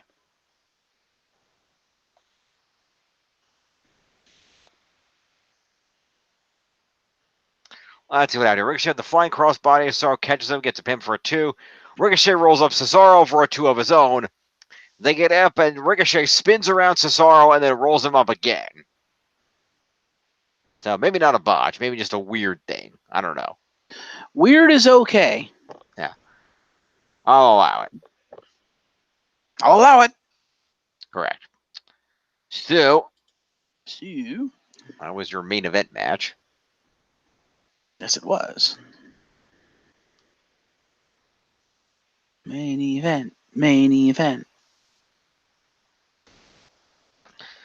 Quite right. So, the one, let's see here. Right. So, Cesaro gets 9 points for being in a match of being in the main event, and 6 moves, including a moonsault. Sorry, no, wrong guy. Including a backbreaker, a chin lock, an uppercut, the superplex, the swing, a running uppercut. Grand total of 15 points to Cesaro. There. 2 is 177. And then the one and only Ricochet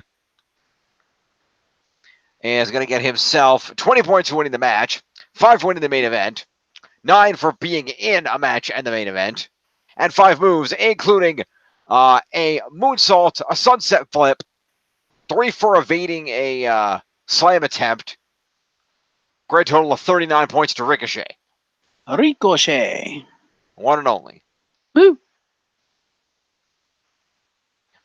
91 and 9 is exactly 300 points. Bada boom. Post-match, Cesaro hit Ricochet with a forearm to the back and then stomped on him. Cesaro then went under the ring and pulled out a ladder. Okay. He put the ladder aside. He then pulled out a table. Get the table. And lying on the table was R-Truth wearing the 24/7 title. Okay, then. He was hiding under the ring. Did Cesaro pin him and become the 24/7 champion? He did not, because Ricochet drop-kicked Cesaro into the crowd. Oh. So Cesaro got drop-kicked into the crowd. Carmella then ran out to the ring to go after Truth. Mid-card wrestlers chased her. They ended up all clustered around Truth post-match. Cedric Alexander had a good foresight, jumped in the ring and hit a somersault dive onto the crowd of people. Okay. R-Truth then got back in the ring, and Drake Maverick jumped in the ring and kind of stared at R-Truth like he was going to do something. Carmella then super kicked him in the face, and then Carmella and Truth ran away. Okay, then.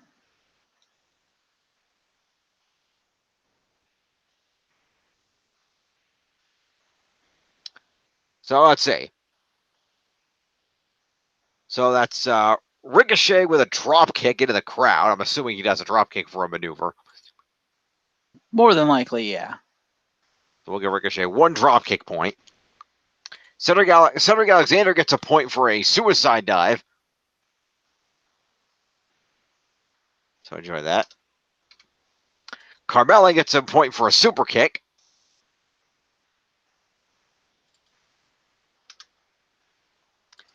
And R-Truth gets 3 points for showing up on the program.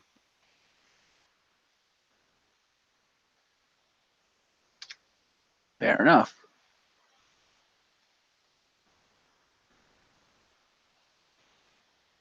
We then went to a commercial break. We came back from it. They hyped up the Ronda Rousey 24/7 special that's currently available on the WWE Network. Fair. We were then joined by The Undertaker. Dong. Dong. Dong. Brock Lesnar punched him in the dong. Well, pretty much. So The Undertaker got in the ring. By the time he got in the ring, there were 2 minutes left in the show. Just enough time for Goldberg. That's about all he can do. No Goldberg tonight. Oh. Fans So shit just enough time for Taker's entrance then. Fans shit the Undertaker, and Undertaker cut a promo. Do you ever wonder what happens when you could become face to face with death for the first time? Does the sky go dark? Does the ground rip apart at your feet? Or do you choke at the stench of the souls that are already gone? Goldberg, this Friday, you will get the answers to all those questions. But when I stand across the ring from you for the very first time, I don't want Goldberg, the family man, as his wife and son look on beaming with joy. I want the unstoppable, mythical icon, Goldberg. I promise you this. If you bring anything less, our first match will be your last. I will unleash brutality that you have never before felt. I will claim your soul for all of eternity. Goldberg, you're next. Okay then. Welcome to Professor Undertaker's clinic on how to cut a promo. Pretty much. Promo to Undertaker. Undertaker. Clap, clap, clap, clap, clap.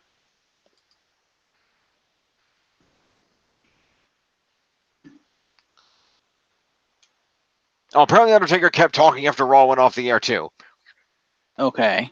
So I don't know what he said, but Must not have been important if they didn't put it on TV. no.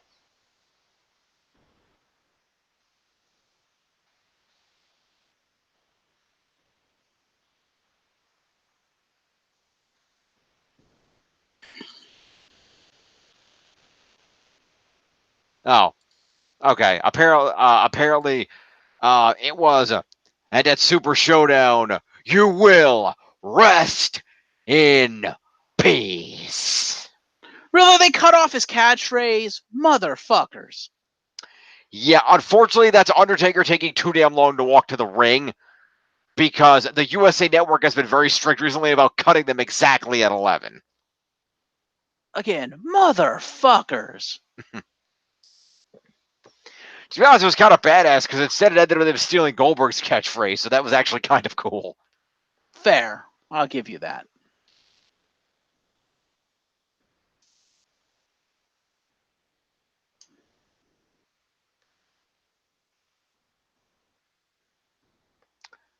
Thus was Raw.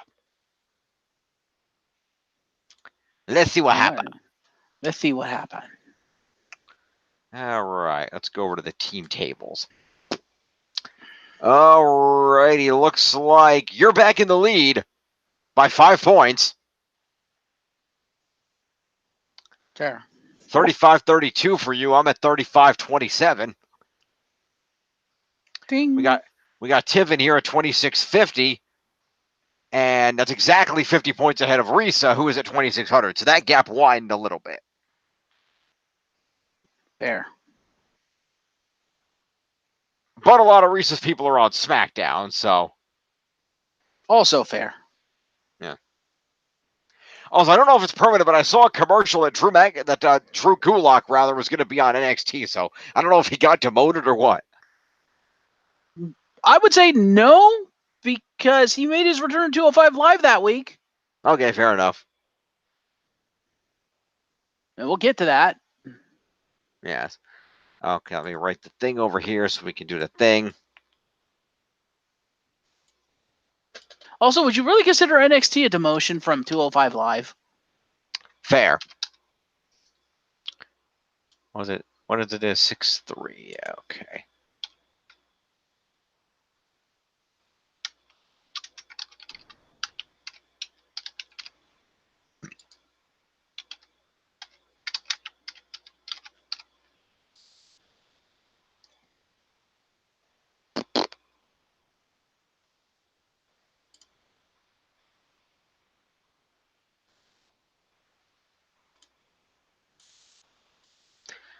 Would you like to read them off? Yes, I can do that. Let me just center all the boxes. So, 35, 32, 35, 27, 26, 50, and 26 even. Goddamn, all myself giving no longer sponsor no goddamn tree fitting.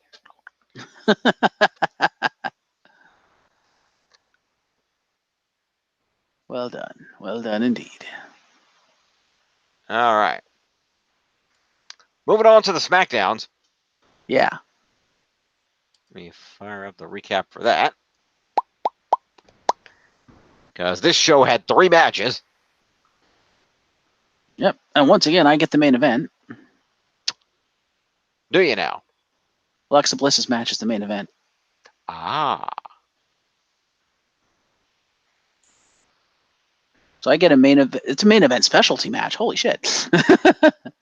It is. Accurate. Yep. Fair. All right, we're bringing it over here. Yeah, okay. On SmackDown for 6-4. Yeah.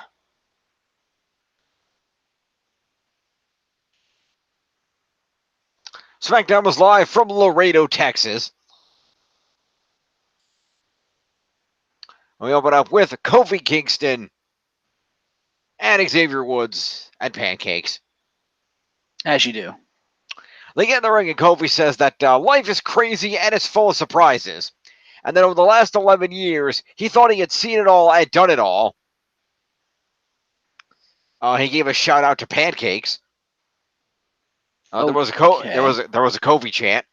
And King says that it hasn't all been highs. There have been lows too. And he prides himself on being able to fight through those lows. And because of that, he had the opportunity of a lifetime when he won the WWE title at WrestleMania. You deserve it chant went up.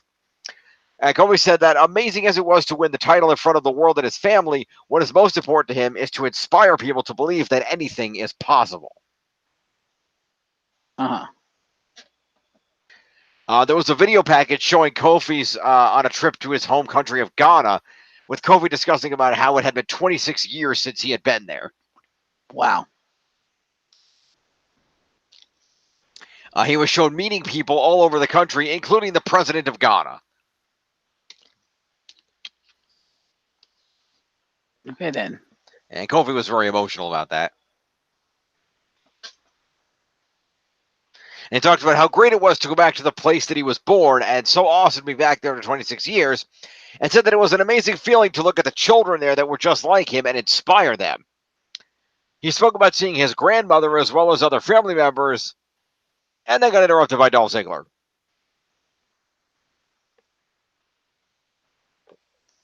Dolph Ziggler came out and said that he respects Kofi's journey, but this isn't about him. It's about me. Dolph then showed a video package of his career, talking about his 14-year career, showing moments like winning Money in the Bank to become World Heavyweight Champion, him with Intercontinental and U.S. titles. And they come back and he said that in all that time, he has got nothing in return. And he claimed that he gave everything to us. He gave his soul to the WWE, and it's Kofi that gets to have the WrestleMania moment and wins the WWE title. It should have been me. Broken record. You know, said that Kingston was a hero. It should have been me. Kofi said that nobody is saying that Dolph isn't a great wrestler. And Kofi reminded Dolph that Ziggler beat Kingston for his first ever Intercontinental and U.S. titles. Kofi said there's also another video of what Ziggler is about. Okay. And they showed a clip from December of 2017 when Dolph gave up the U.S. title and walked out. And Kofi said that Ziggler keeps saying it should have been him, but when things don't go Dolph's way, he quits and turns his back by taking himself out of the game. Whereas Kofi says that no matter how hard things got for him, no matter how bleak they were, he never quit on himself, his brothers, or the WWE Universe. Kofi says that Ziggler claims it should have been him, but as long as he is WWE champion, it will never be Ziggler. Now, is it wrong that in my head all I can hear is one of Chris Jericho's theme songs, "Don't You Wish You Were Me," but instead of "It Always Should Have Been Me." There you go. Now I kind of want to see that.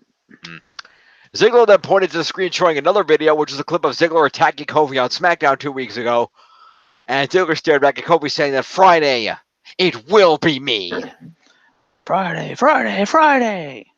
Yes. Spoiler alert. No, it won't. So Kofi and Dolph get promos. They get promos. Xavier gets 3 points for being there. Points for being there. Yeah, pretty much. Kofi. And Dolph.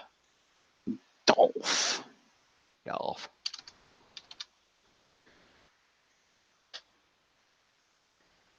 And supposedly Dolph was the Hail Mary, like he wasn't supposed to be back yet from his vacay. But because Kevin Owens was like, fuck you, I'm not going to Saudi Arabia, Vince was like, Hail Mary, call Dolph now. Because without Kevin Owens or D-Bry, Kofi literally has no competition. Yeah. So they're like, we need him to face someone in Saudi Arabia. Call Dolph, he's not doing anything. Sir, boss, Mr. McMahon, he's on vacation. Fuck his vacation, get him in here now. We need to waste money against Kofi. Quick, Brock, you're cashing in on Kofi on Friday. Yeah, but they don't want Kofi to lose. Nobody said he had to lose. It's Brock. Yeah, and how utterly shocking would it be if Brock cashed in and did not succeed? I don't think Brock would allow that. Yeah.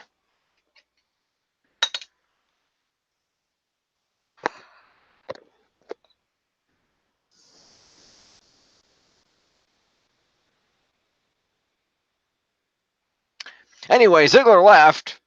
Owens and Sammy came out. It was a commercial break. Then we have a tag team match player. The Kevin and Sammy show versus the New Day.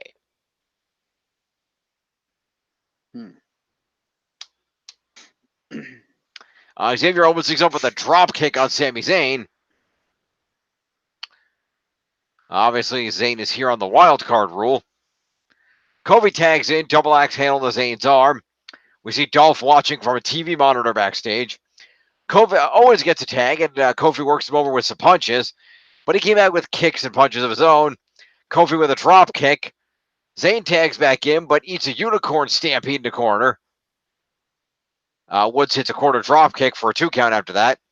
Sammy bails to the floor. Kevin joins him, so Kofi hits a suicide dive and takes Owens out. Then kicks Sammy into the barricade. Owens then held on to Xavier's foot, so Zayn kicked Xavier Woods in the face, and they took control of the match, the heels did. Kevin Owens then threw Xavier into a barricade, then threw him in the ring and hit a senton splash, got a 2 count. Short arm clothesline and another senton, gets another 2 count, and then there's a commercial. We come back with Owens in control, but Xavier Woods knocks him off the turnbuckle and hits a missile drop kick. Kofi gets a hot tag, leaping clothesline onto Sammy, boom drop. Owens grabs Kofi's leg, but Xavier takes Owens out on the floor. Kofi evades a Sami Zayn attack, kick to the chest, trouble in paradise, 1, 2, 3. So filler match. Kind of. Fair. So New Day wins. New Day wins. New Day wins. Pretty much. Post-match, Dolph Ziggler stuck back to the ring and super kicked both members of the New Day in the face. Fair. All right. Now, all kinds of shit going on here.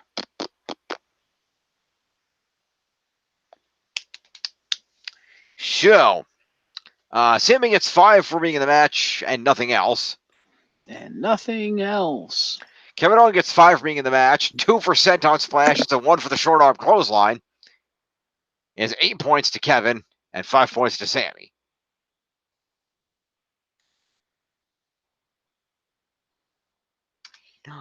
And 5 points to Sami Zayn.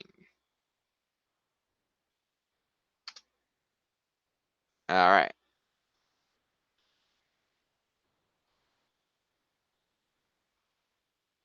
And Dolph Ziggler gets 2 super kicks. Well, we haven't done the New Day yet. Let's do them first, then worry about the super kicks. So let's see. Xavier Woods gets 15 points for being on the winning team, 5 for being in a match is 20, and 4 moves, including a drop kick, the unicorn stampede, a corner drop kick, and a missile drop kick. It's 24 points to Xavier Woods.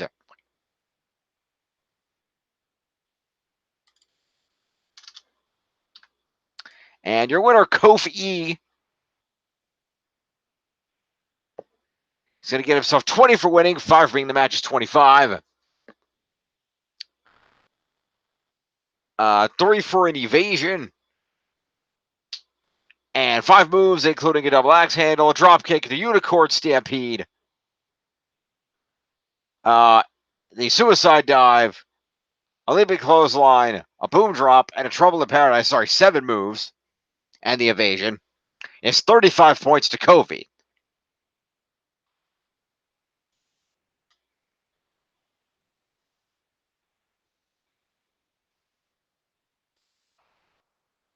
Yeah, 36 and 5, 681. And Dolph gets 2 super kick points.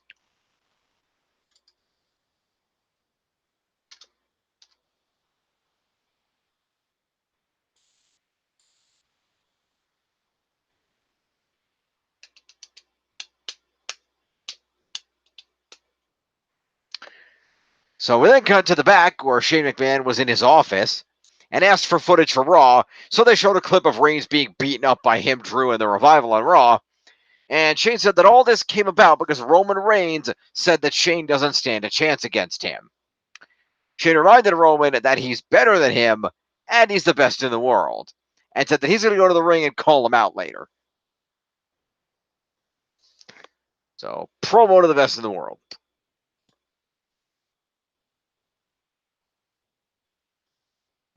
All right, Y2 Shane. No? You suck. Yeah. Anyway, we have a commercial break, and then we come back for a moment of bliss. Alex says that it's an incredible honor to be one of WWE's wild cards from WWE's more prestigious brand, Monday Night Raw. She introduced her guest, Bayley, the SmackDown Women's Champion.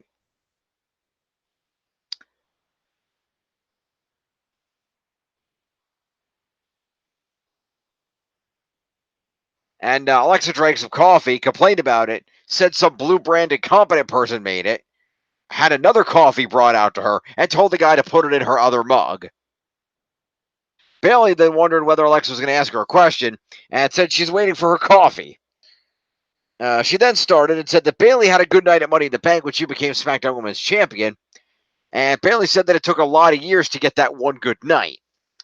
Alexa commented about how she cashed in Money in the Bank to win the Raw Women's title on Nia Jax last year, and bragged about being a two-time SmackDown Women's Champion, and said that the title meant something more back then.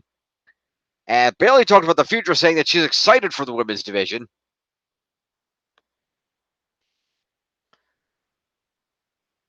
And the coffee guy then brought out Alexa's coffee mug, and Bayley knocked it out of her hand to the floor. Then they got in each other's face. Carmella then came out in ring gear and said that if you want to talk about former SmackDown Women's Champions and Miss Money in the Bank, you can't have that conversation without mentioning her. She pointed out that Bliss wasn't even on SmackDown, and yet she's out here challenging Bayley, and said that if anybody should get a title shot, it should be her. Charlotte then came out in a pink peacock robe, said hi to the ladies on stage, saying that she couldn't help herself, and noted that she just talked to her good friend Shane McMahon, and he informed her that there's going to be a match tonight to see who will face Bayley for the SmackDown Women's title at Stomping Grounds on June 23rd, and that match will be a triple threat match between Carmella, Alexa Bliss, and herself, Charlotte Flair.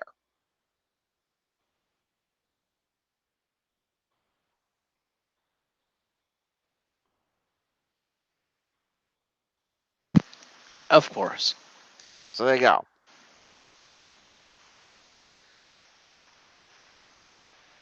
Of course.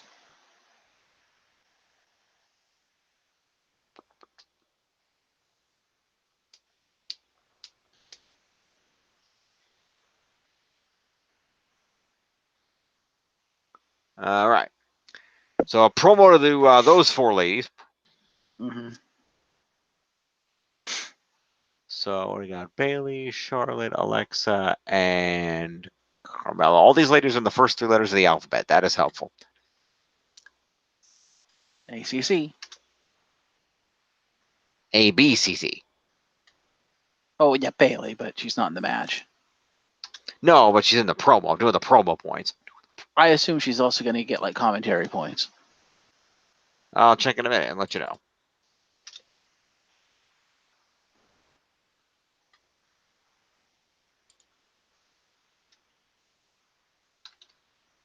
All right. All right. Yep. So the announced team talked about how excited they were for Goldberg and the Goldberg-Taker match. We then cut to Carmella, who's now backstage. She finds R-Truth, who had his title with him, and he said that having to defend the title 24 hours a day, 7 days a week, even on holidays, and said that he's waiting for Shane to call him back.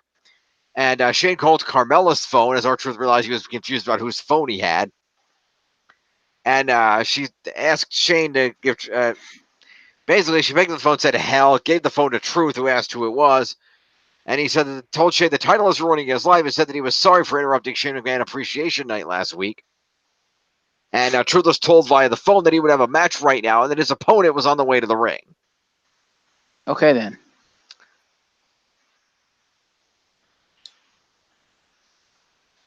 So promo to Carmella and Truth.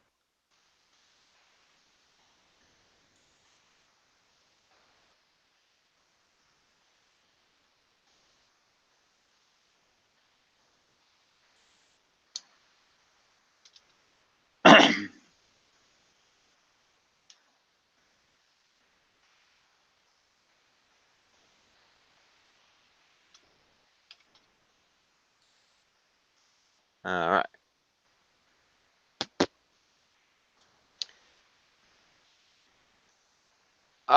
So Elias came out to the ring with an electric guitar, which led to the commentators wondering if he was Truth's opponent. After a commercial break, we confirmed that he is.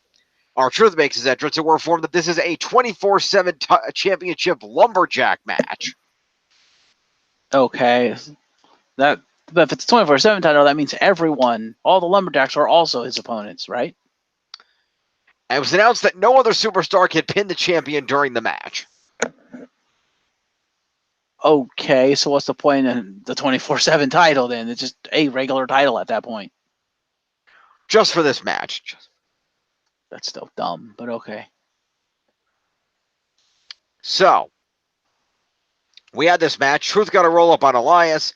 Elias countered and tossed Truth out of the ring. Back in the ring, Elias hit a jumping knee to the face and pinned Truth for the 24/7 title after about a minute. And the lumberjacks did nothing? After the match was over, all the wrestlers jumped in the ring to attack Elias. Oh. But Elias managed to avoid the brawl and leave the ring. R-Truth found Elias on the floor. Elias tried to crawl under the ring to hide, but Truth crawled under there with him. And a referee stuck his head under, and after a moment, the bell rang, and R-Truth emerged for the title again. And as we saw in a WWE.com exclusive clip, he did pin Elias under the ring. Okay, then. This is stupid. Clap, clap, clap, clap, clap.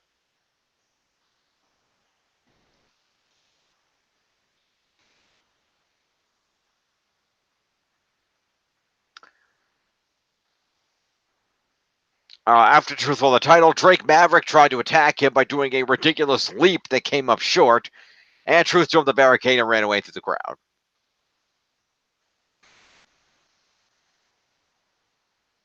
Fair. All right, so. Little queasiness.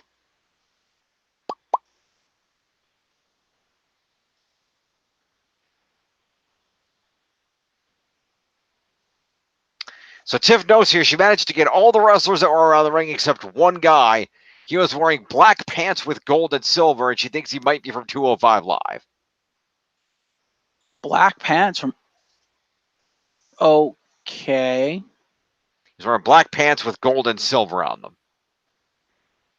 All right. Well. Let's go to the Vidya. Okay. Double E.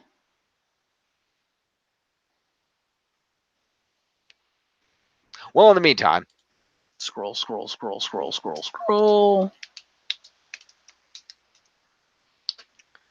In the meantime, R-Truth gets 5 points for being in a match and 3 for being in a specialty match. Is 8 points for that. And then 20 for winning back the title underneath the ring. Is 28 points to Truth.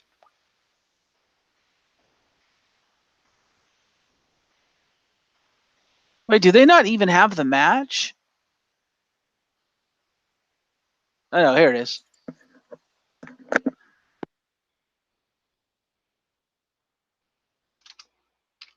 Okay. And then Elias gets 5 for being in a match, 20 for winning the match is 25, 20 for the 24/7 title is 45. And a point for the jumping knee is 46 points to Elias. Oh, and 3 for being in a specialty match is 49 points to Elias. Damn.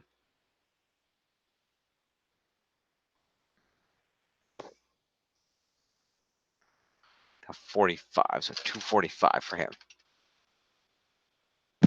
What color did she say? Black pants with gold and silver on them. Oh, okay.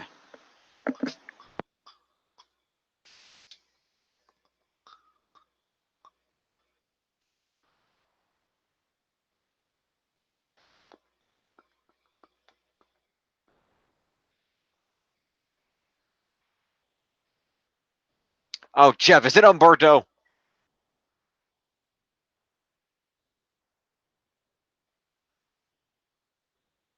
Jeff?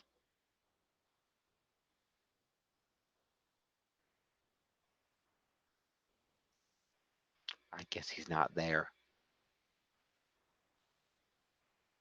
Do do do do do do do do do do do do do do do do. Well, Gentleman Jack is in there. That's why I'm saying was Umberto with him.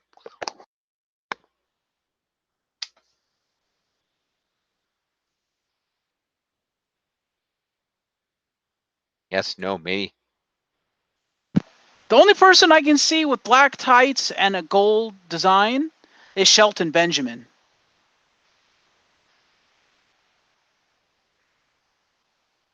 That's who Maybe- she's have on the. That's who she's have on the list. Okay, Yeah, it's Shelty. got it. So I guess per our rules, all these guys get 3 points. Yep. Okay. So we'll go ahead. 3 points to Shelton Benjamin, as we have him up here. Shelton's first points of the season, by the way. Yeah. The only people from 205 Live are Gentleman Jack and DM the GM. Okay, so we've got Eric Young. And potentially whoever's next to Jack, I can't tell. It's a black dude from the back. He's wearing Christmas tights. Well, there's I don't know, but there's 3 black dudes in the match. There's Cedric, Titus, and Shelty. And Truth. Well, Truth himself, yeah. And there's actually another one. I can't. Is that No Way Jose? No way Jose's in the match. He is not black. He's not? His name is Jose. Yeah, fair. It must be Cedric with the black and Christmas tights. Fair enough. Well, watch and see if he does a leaping freaking suicide dive in a minute. If he does a suicide dive, then it's Cedric.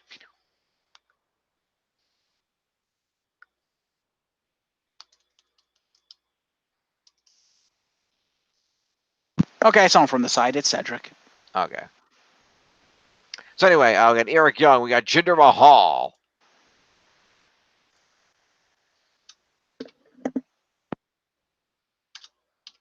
All right, we got Robert Roode.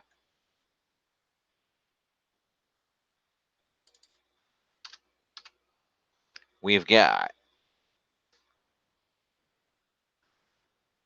Cedric Alexander, of course. And Cedric also gets 1 point for a move for the suicide dive. It's 4, so he goes up to 72. All right, we've got Mojo Rawley.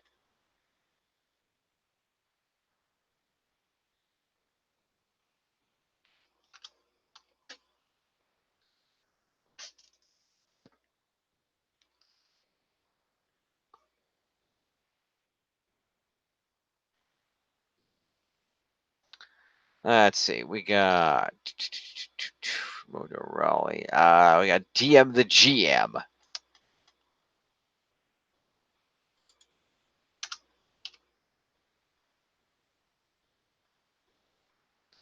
We've got EC3.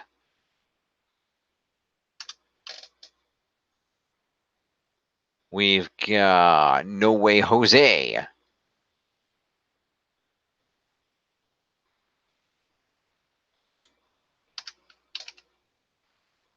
We've got Matt Hardy. Mm-hmm. We've got the B team. Okay.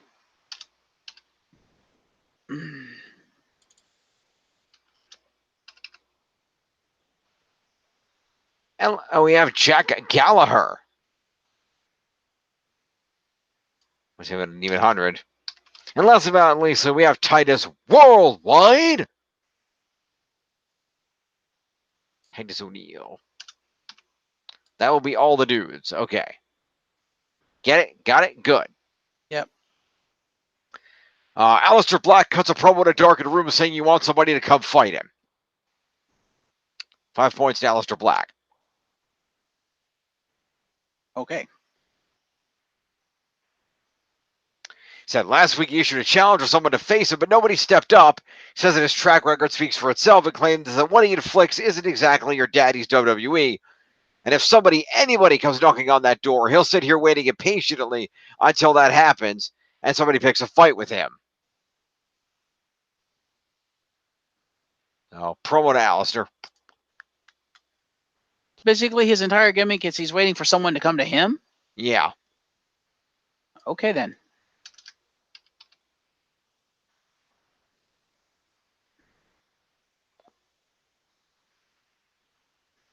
Next, the best in the world comes to the ring.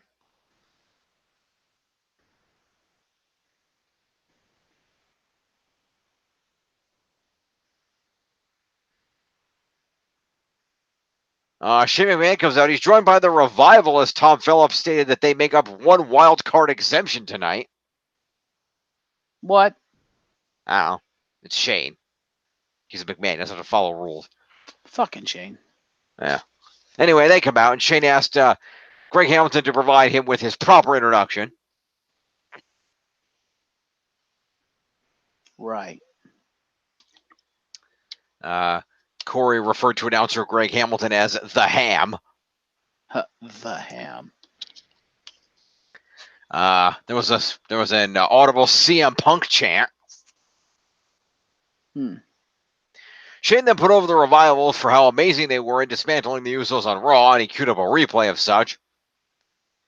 He said that was last night, and imagine what he'll do to Roman Reigns at Super Showdown. But claimed that last night was like training a dog. But said that there's one dog that is a little more high-spirited, kind of like Roman is, and that means you have to take it up a notch. Which he'll do to Reigns at Super Showdown. And said that Super Showdown, he'll neuter the big dog. Roman Reigns interrupted, appeared on the stage. The Revival charged at him, so he hit each of them with a Superman punch. Okay, then. He then went down to ringside to attack Shane, but ate a Claymore kick from Drew McIntyre the hell out of nowhere. All right, then. He then brought Roman Reigns in the ring, and Shane hit him with a spear again.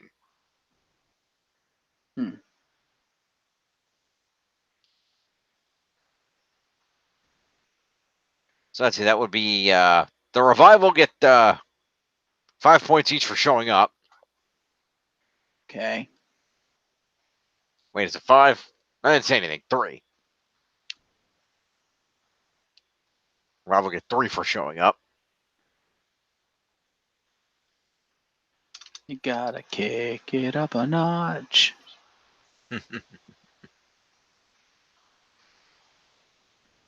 Was slightly off key. I know, but you sing it then. You gotta kick it up a notch if you're ever gonna reach your goal. You can't sit around and watch. There you go. All right. We'll get to that one eventually. Yes, we will.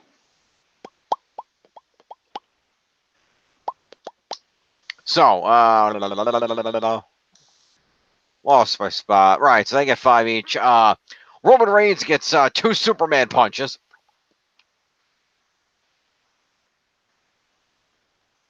Wait, did I get Scott Dawson? Don't remember. I think it's Scott Dawson. Okay, Roman Reigns gets 2 Superman punches. Me. Drew McIntyre gets a Claymore kick.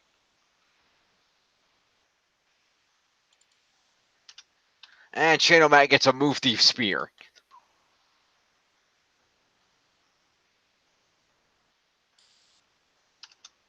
Okay.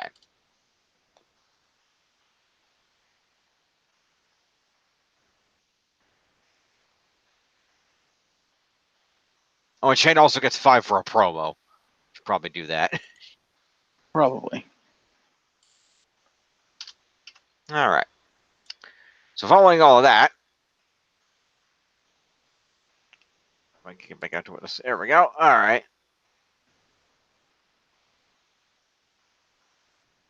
Went to a commercial break. Came back from the commercial break. And we have ourselves our main event triple threat match to determine the number one contender for the SmackDown Women's title. Charlotte Flair versus Alexa Bliss versus Carmella. Okay. So Charlotte dumped Alexa out of the ring right off the bat and then threw Carmella into the apron, where Carmella kicked her in the ribs, and then Alexa kicked Carmella out of the ring. Alexa hit a sunset flip on Charlotte, but Carmella broke up the pinfall and sent Alexa out of the ring. She then applied her code of silence submission, but Flair countered it. Alexa came back in, punched Carmella in the face. Alexa did an arm drag, and Charlotte came back with a boot to the face. Carmella hit 2 kicks to knock Charlotte down. Fire and Desire made their presence known, coming down to ringside. Alexa grabbed Carmella off the distraction and threw her into a ringside barricade. Charlotte then worked over Alexa with chops and threw her back in the ring, where Alexa hit her with a dropkick and got a 2. After a commercial break, Carmella went for something off the top on Charlotte while she was against the turnbuckle. Charlotte tried to block, but then Carmella connected with the Hurricanrana off the top, then did a moonwalk, then a Bronco Buster. And then Charlotte clotheslined Carmella out of her boots. She then applied the figure 8 submission to Carmella, who was near the ropes. And Alexa went off the top with a Twisted Bliss onto Charlotte, who was in the move. So that was kind of cool. Carmella broke up the pin at 2. The crowd reacted to that. Alexa then drove knees into Carmella's ribs. Carmella then moved, and Bliss hit the mat. And Flair hit a natural selection, got a 2 off it. Carmella broke that up. Carmella went to the apron, where Charlotte hit her with a boot to the face and knocked her outside. Alexa then tried to roll Charlotte up, but Charlotte managed to kick out. Then kicked the knee of Alexa. Carmella then came back in and super kicked Charlotte. Fire and Desire then grabbed Carmella's legs to trip her up because there's no DQ in a triple threat match. And Alexa then hit Carmella with a DDT and got the pinfall to become the number one contender for a title whose show she is not on. Fair. Because that's how that works. Of course. Of course. Don't you know anything about science? Apparently Vince does not know. Fair. Anyway. So, what do we got here? So, Fire and Desire get interference points. Sure.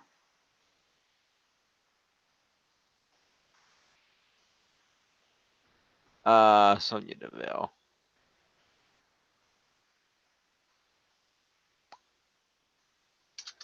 You know what I just realized? What? We haven't seen a single member of the Riot Squad since they got broken up during the shakeup. Yep.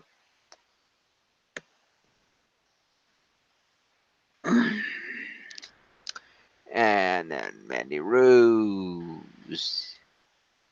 Mandy Rose.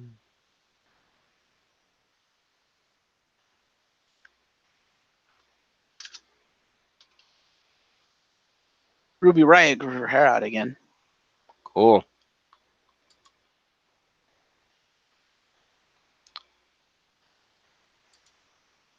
All right, people in the match. Carmella gets 5 for being in this match. Why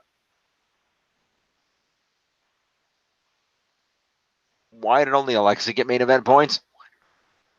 Huh? I mean, only Alexa got main event points here. That's an oversight. Yeah, it is. All right, we're at 40 totals. And all right, Carmella gets 5 points for being in a match. 3 for being in a specialty match, 4 for being in the main event. It's 12 plus a kick, a hurricanrana, a bronco buster, and a super kick. She did not total Carmella's either. That's okay. Either way, that's 16 points to Carmella.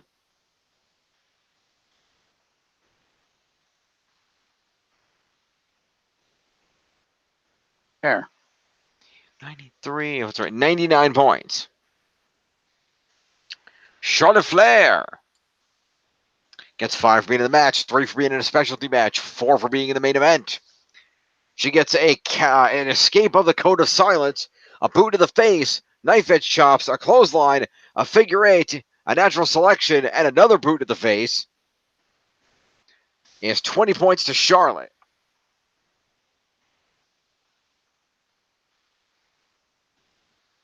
What's right? 265. Lastly, but certainly not leastly, your new number one contender, Alexa Bliss, the goddess. 5 for being in the match, 4 for being in the main event, 3 for being in a specialty match, 20 for winning the match, 10 for winning a specialty match, 5 for winning the main event, and move points for a sunset flip, an arm drag, a drop kick, a twisted bliss, and the DDT. 5 move points. It's 52 points to Alexa Bliss. Jesus Christ. Wow. Yeah, 62 goes 164. Bam.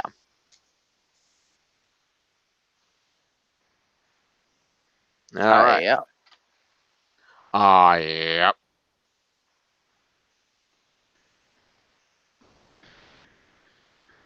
So after this, we clear things out. The announcers inform us that Seth Rollins has vowed to be at Super Showdown, even though he's dealing with the injuries inflicted upon him by Brock Lesnar last night. By Brock Lesnar. Yeah. We have a commercial break, and we come back to Lars Sullivan having an interview with Kayla Braxton. There. Braxton was obviously very nervous. Sullivan got in a ring, and Kayla asked him what drives a man like him to do the things that he does. Would you ask a nightingale why they sing their sweet song? Or ask a lion why they stalk their prey and viciously rip it apart? I wonder why you would ask what drives a man like me. What drives me is that I am no man. For my entire life, I've been described by one word. Do you know what that word is? And she seemed hesitant to speak. I said, it's okay. I've been called that word my entire life. And Kayla chokes out the word freak. And when a lion performs its primary function, they call it a lion. But when I do it, they use that particular word. My primary function is to hurt, maim, dissect, and dehumanize people. My primary function is to show you that the world is pain, agony, and the real-life freak of nature like him. And someone asked Kayla if she liked nursery rhymes, and he mentioned 3 blind mice in reference to the Lucha House Party, saying that a beautiful portrait will be painted with their bodily fluids. Okay, then.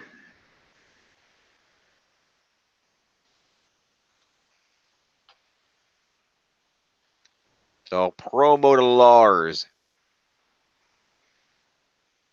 # Lars. His first ever promo. Yep. I admit it wasn't that good. I don't know, a lot of people seem to like it. Fair. I like that they're going for the character. I just don't think he got it over all that well. There. Anyway, commercial break. We come back for a commercial break. Apollo Crews comes out, ostensibly for a match, but just gets assaulted by Andrade. Okay. Before the bell rings, he beats him up with punches and kicks, hits him with a hammerlock DDT. Finn Balor ran out for a save and hit a double foot stomp. Zelina Vega then grabbed Balor's foot to stop him from continuing the attack, and Andrade then hit him with a hammerlock DDT too. Okay then.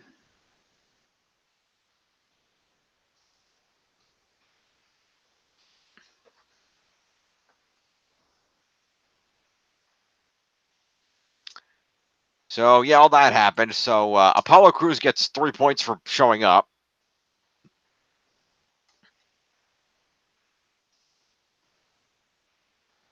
Okay. And Balor gets a double foot stomp.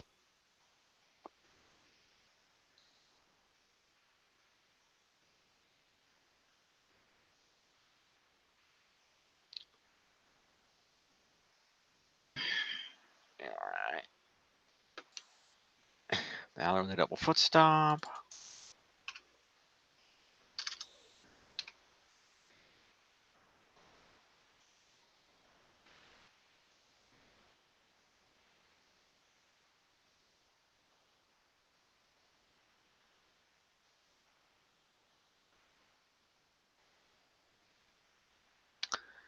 Let's see. Zelina Vega was there, so she gets 3 points, I guess.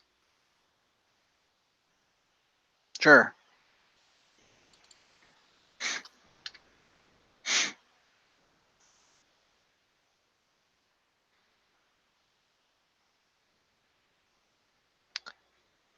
And Andrade gets assault and two hammerlock DDTs. Okay then. 6 points to Andrade.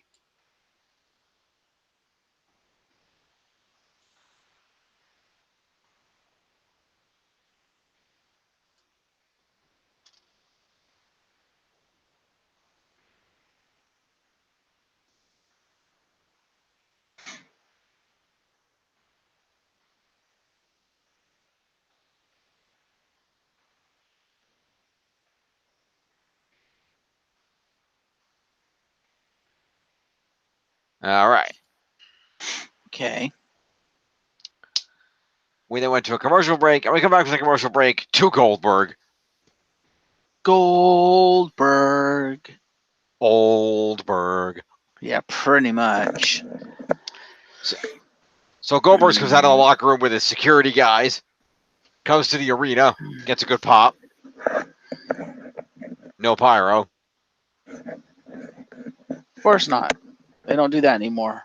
Goldberg introduced as Hall of Famer, and he got in the ring. They chanted Goldberg. He thanked the fans and said that he's been waiting over 20 years to experience what it will be like to be in this ring one-on-one with The Undertaker. Now he finally gets the match he's always wanted. And said that when listening to Taker on Raw last night, he made an interesting point saying that he didn't want to share the ring with the family man Goldberg. He wants to share the ring with the ass-kicking icon Goldberg. Goldberg said that he appreciated the advice and said that he left the family man Goldberg at home, leading to more Goldberg chants. Goldberg said that on Friday night he can guarantee Taker that he'll get the Goldberg he's been watching for 20 years, and wondering how you stack up against this Goldberg. How you stack up against this. Goldberg said Undertaker will get the ass-kicking Goldberg that Taker asked for, and on Friday night we'll all find out who the better man is, because Undertaker, you're next to rest in peace. Gong. Gong. The lights went out. The lights came back on. Undertaker was standing behind Goldberg with a purple light on. The fans chanted, "Holy shit." There was a stare down. The gong rang a second time. The lights went out again. They came back on, and The Undertaker was gone. So that's it. Friday night it is then. Big man, bring your jock strap and tighten that sumbitch up tight, because it's going to be a ride. Spiritual promo to Goldberg. Yeah. And 3 to The Undertaker for showing up. Yeah.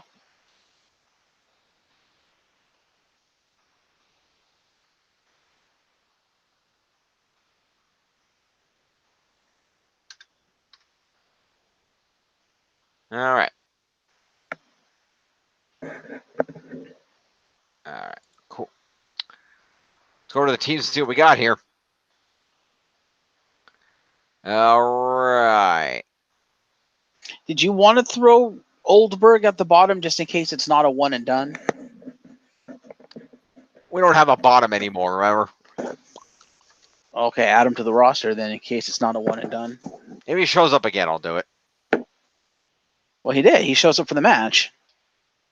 I know, but like I said, well, I'll worry. I'll add 5 for a promo when we go to do the thing on Thursday. I'm not going to worry about it right now. Okay. Our gap is at 29 points. I'm at 36-39. You're at 36-10. Okay. On the other side, Tiff is at 26-77. And, Risa passes Tiff. Wow. Risa at 27-62. Holy shit. Holy shit. Risa ends up almost, about 80 points ahead. Wow. How the hell did that happen?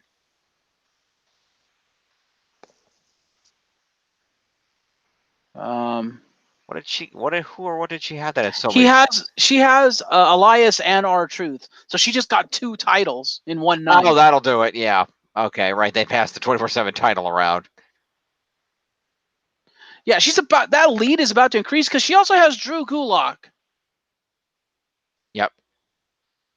Who is now back. Yep. Heavy Machinery established themselves earlier tonight as the contenders to the SmackDown tag titles, so that helps too. Fair. Although she lost Mysterio, which does not help. By the way, am I the only one thinking Mickie James is officially retired? Possibly. Because she hasn't shown up at all since the last season. That's true.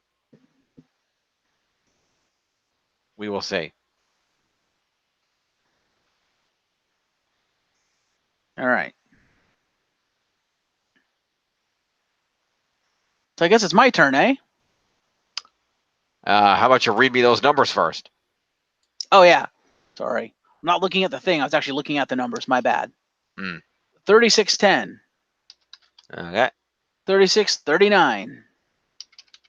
All right. 26-77. All right. 27-62. All right. We good? We good? Wait, Good. what the fuck? What? What the fuck?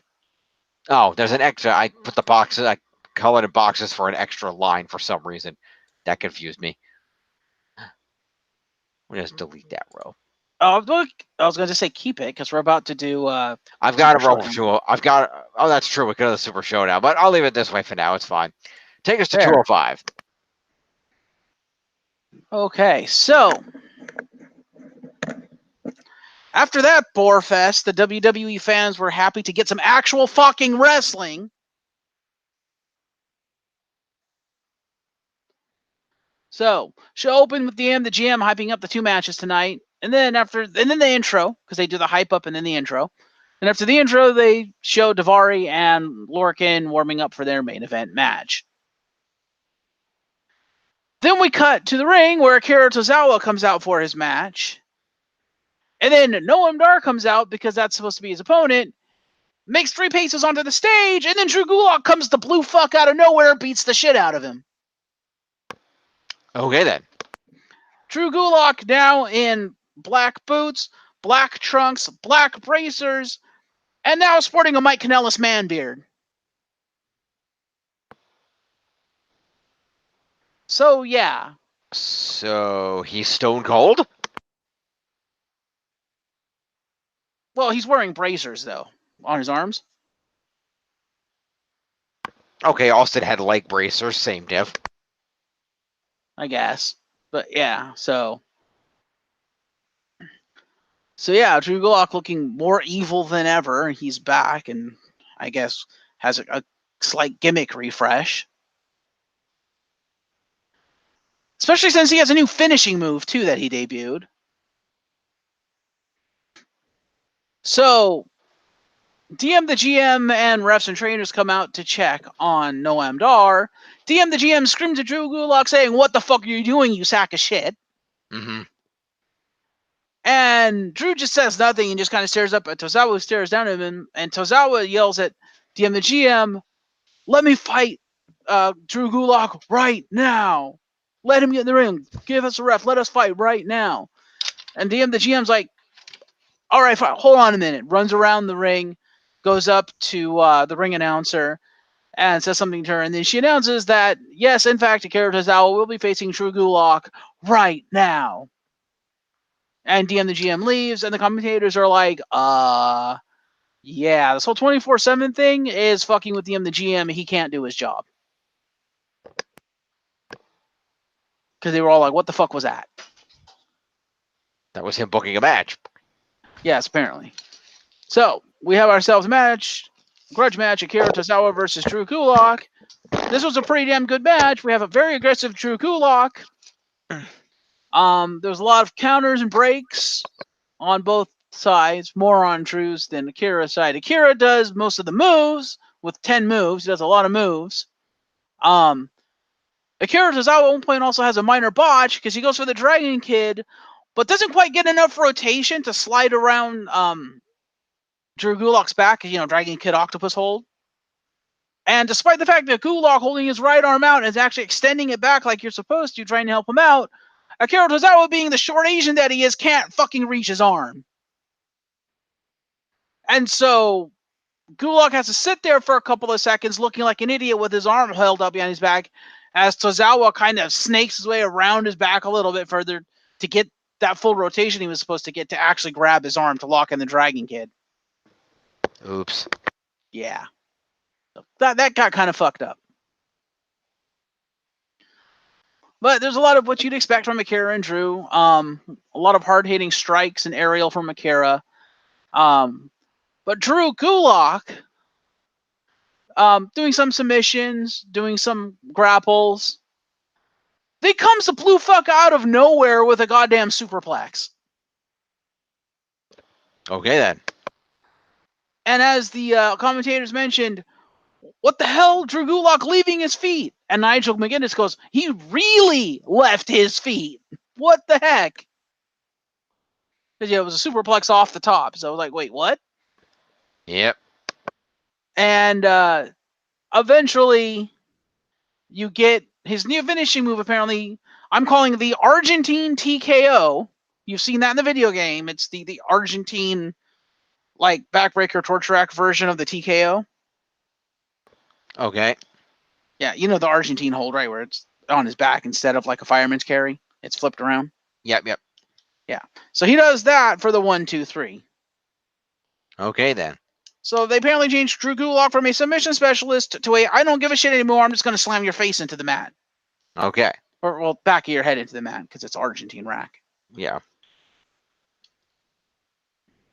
So Noam Dar, 5 points for coming out for a match and then getting his ass kicked. Okay, let me go over to the thing here. Over to this table. There we go. Okay. How many to Noam Dar? Hello? 5. Can you give him a full 5? Okay. Yeah. Well, because it technically was his match. He just never began. Fair enough. And I totaled Akira wrong. Hang on a second. Idiot.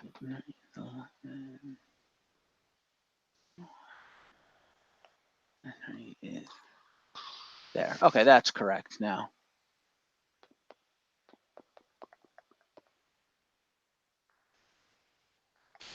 All right, so we have your loser, Akira Tozawa. 5 for being in the match, 3 for breaking a Texas Cloverleaf, 3 for countering some fireman's carry move that he was trying to do. I keep forgetting what his move was, and I didn't have access to my copy of the move list. So, 10 moves, including a standing Hurricane Rana, Shining Wizard, standing Senton, 2 Dragon Kids, an apron kick, a suicide dive, a missile drop kick, his sucker punch, and his discus enziguri. And -3 for the minor botch, total of 18 points to Akira Tozawa. All right. 18 points to Tozawa. There we go. It's 216. Okay. All right. And your winner, returning Drew Gulak. Okay. 4 for the pre-match assault on Noam Dar. Mm-hmm. 5 for the match, 20 for the win. 3 for breaking the Dragon Kid once. 9 for countering the second Dragon Kid, a German suplex, and a Shining Wizard. 6 for evading 2 discus enzuigiris. 7 moves, shotgun dropkick, 2 gut wrench suplexes, a side headlock, the surfboard stretch, the Texas Cloverleaf. So yes, he's still a submission specialist. And his new finishing move, the Argentine TKO, as I'm calling it. Total of 54 points to Drew Gulak. Damn. Yeah. Sorry, Tiff. You're not catching her. 4, so that's still 124. Okay. All right. Then we cut backstage to Mike and Maria Kanellis, where Mike does all the talking and Maria just looks sexy as hell. Okay. And Mike Kanellis says that he's not considered the best because he feels he's not being given enough opportunities on 205 Live. He's not been around long enough. Blah, blah, blah. He's Jerry heel. You know, I'm the best, and you're not letting me show I'm the best, and you're not recognizing I'm the best. Go fuck yourself kind of promo. Right. And then he literally begs DM the GM for more competition. Okay, then. Like, he goes, Drake Maverick, I'm begging you, send me the best that 205 Live has to offer. So 5 to Mike Kanellis for the promo, 3 to Maria for just being there. 50 even for Maria. Okay. Then we cut to a hallway where Sarah Schreiber is interviewing Tony Nese, asking him about the return of Drew Gulak and stuff. Mm-hmm. And Tony Nese is like, well, I I disagree with Drake Maverick's decision to sanction that match. Because what the hell? Like, you know, Drew Gulak, you know, is back, fair enough. You know, I want to face the best on 205 Live. And right now that's Akira Tozawa. That's why I wanted to face him. You know, but hell, if Drew Gulak wants to throw his name in the hat in the race, fair enough. But I'm leaving that decision up to Drake Maverick. All I know is I want to know who's next, basically. Mm-hmm. So 5 points to Tony Nese. Yeah, 298. For being a diplomatic face. Fair enough.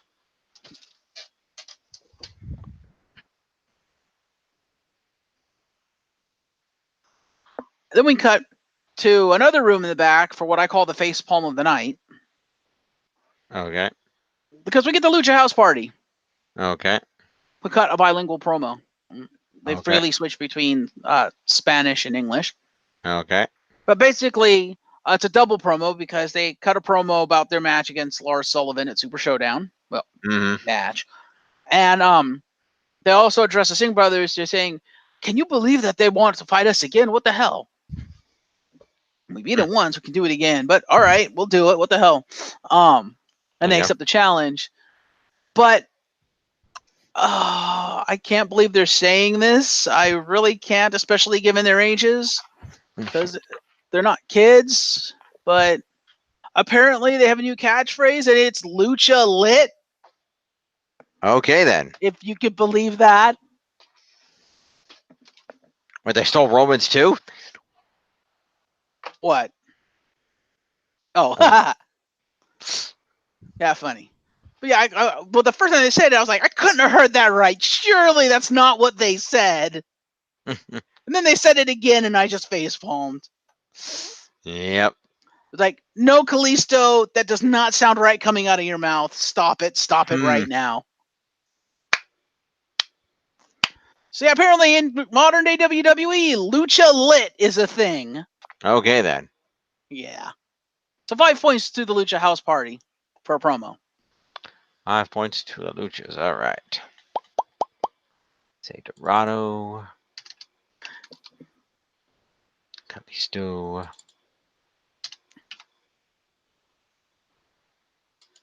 And Metalik.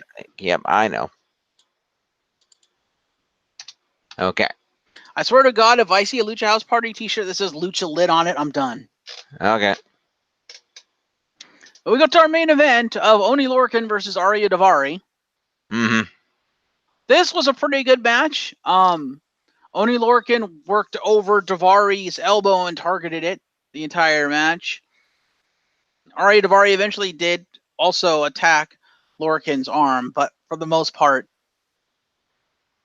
after the submission moves on Ari Davari arm, he was kind of the beat slut for the match. But he put up a decent fight. But at the end of the day, Oni Lorcan was too much. And actually, so Ari Davari actually manages to get a pinfall where he's going to get the pinfall. And then Oni Lorcan hooks his arms around Davari's arms and flips it over into a crucifix pin. Okay. And pins him for the win. It's kind of funny. Sounds kind of funny. Yeah, but it was a decent main event. And then after the match, Ari Davari tried to attack Lorcan with a clothesline, and Lorcan just ducked and low-bridged him over the ropes. Ah, nice. And Ari Davari ran like a scalded dog up the ramp, and Lorcan just kind of stared him down from the ring. Fair enough. So, Ari Davari. You have 5 points for being in a match, 4 for the main event, 3 for breaking the cross arm breaker, 6 for countering 2 half-and-half suplexes, 5 moves, including the Gorinoko Clasm, which is that cross arm flip slam off the top rope that he does. The super kick, the $1 Million Dream, the Persian drop, which is his reverse DDT thing. I guess it has a name now. And the Persian Lion Splash, total of 23 points to Ari Davari. 43? 23. 23. 23, 33, and 6 is 239. Okay. And your winner, Oni Lorcan, making his grand return to 205 Live after being in NXT for a while. Mm-hmm. In fact, making his way back to 205 Live after having wrestled in a fucking NXT Heavyweight Championship match on Saturday. Okay, then. So, yeah, they played that up like, Oni can't be at 100%. He just wrestled a title match that he lost. So, 5 points for being in a match, 4 for the main event, 20 for winning the match, 5 for winning the main event, 9 points for countering a hammerlock lariat, diving lariat, and $1 Million Dream, 6 for evading a low dropkick and the Persian Lion Splash, 16 moves with 2 American uppercuts, the cross arm breaker, 9 open-handed chops, Northern Lights release suplex, the blockbuster, and a jumping arm breaker for a total of 65 points to Oni Lorcan. Damn. Main event, baby. Yeah, so that's a 65. So that would be, he becomes 03, 13, 23, 33, 43, 253. Yeah. All right.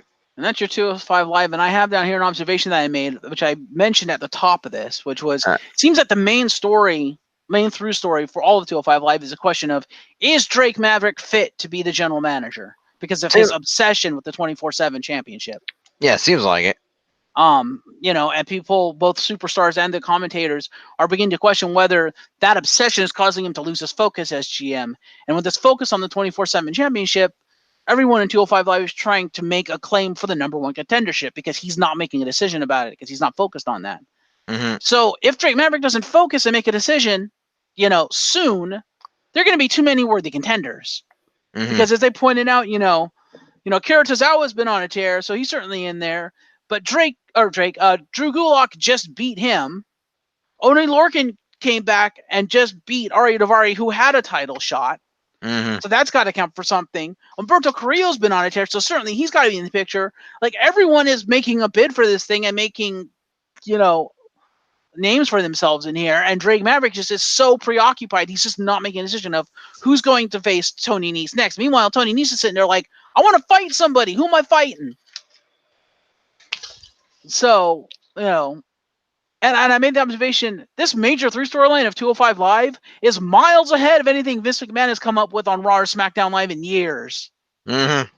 Because this is brilliant, because you have all the little feuds going on. You have your, the Drew Gulak versus, half of 205 Live, but Drew Gulak versus like Jack Gallagher and Carrillo, and Drew Gulak versus, like Akira Tozawa and Brian Kendrick, like those feuds simmering. And his long-standing feud with Tony Nese as being former friends. You have this feud now between Davari and Oni Lorcan. going on. You have the Lucha House Party versus the Singh brothers going on. You have all these disparate feuds. And then you have the main through story of the GM not being able to do his job while all this chaos is going on around him. It's fucking brilliant. Fair enough. Let's see where we leave it for the week. All right, Indeed. let's go over here. All right, so Reese is at 28-34. Tiv is at 27-20. So that's 114 points in that gap now. Yep, fresh off the Drew Gulak win. Yep, I'm at 36-52. Mm-hmm. And you are at 36-75, taking the lead back. Oni Lorcan. The Fury of 205 Live. Yeah, pretty much 23 points. We have two fights going on here, you and me and the girls. Yeah. Read me the numbers, my good sir. Yes, boss. 36-75. Mm-hmm. 36-52. Mm-hmm. 27-20. Mm-hmm. 28-34. All right.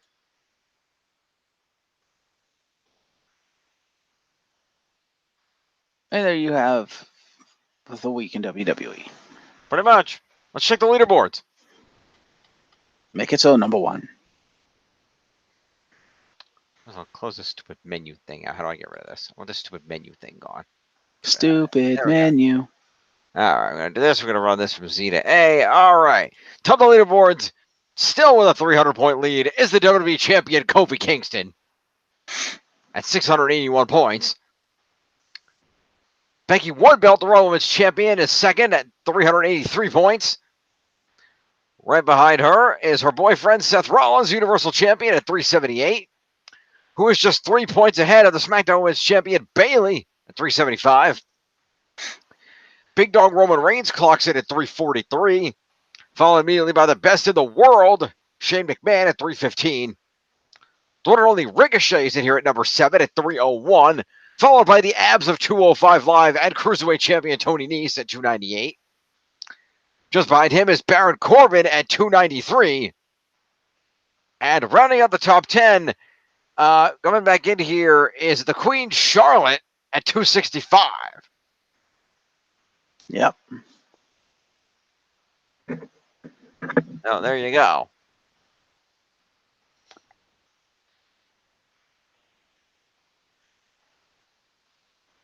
Yeah.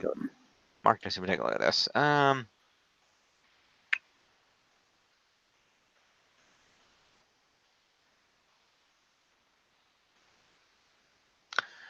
Interestingly, the top 10 are divided as evenly as they can be because you and Risa each have three people in the top 10, and Tiff and I each have 2. Yeah.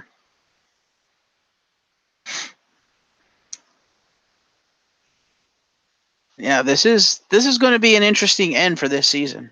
Oh, yeah.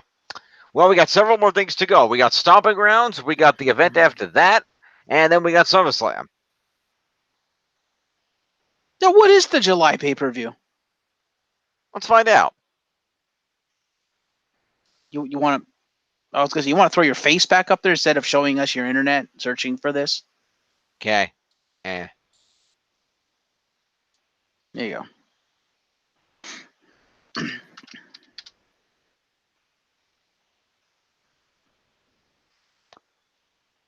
The July pay-per-view is Extreme Rules. That'll be interesting. Extreme Rules will be in Philadelphia, Pennsylvania on July 14th. And then SummerSlam August 11th. Mm-hmm. Fair. Yep. Good times, good times. Yeah. And then our next season post SummerSlam will feature Hell in a Cell, the Clash of Champions, the November 1st Saudi Arabia pay-per-view, the Survivor Series, and TLC. All right, then. Yeah, there you go.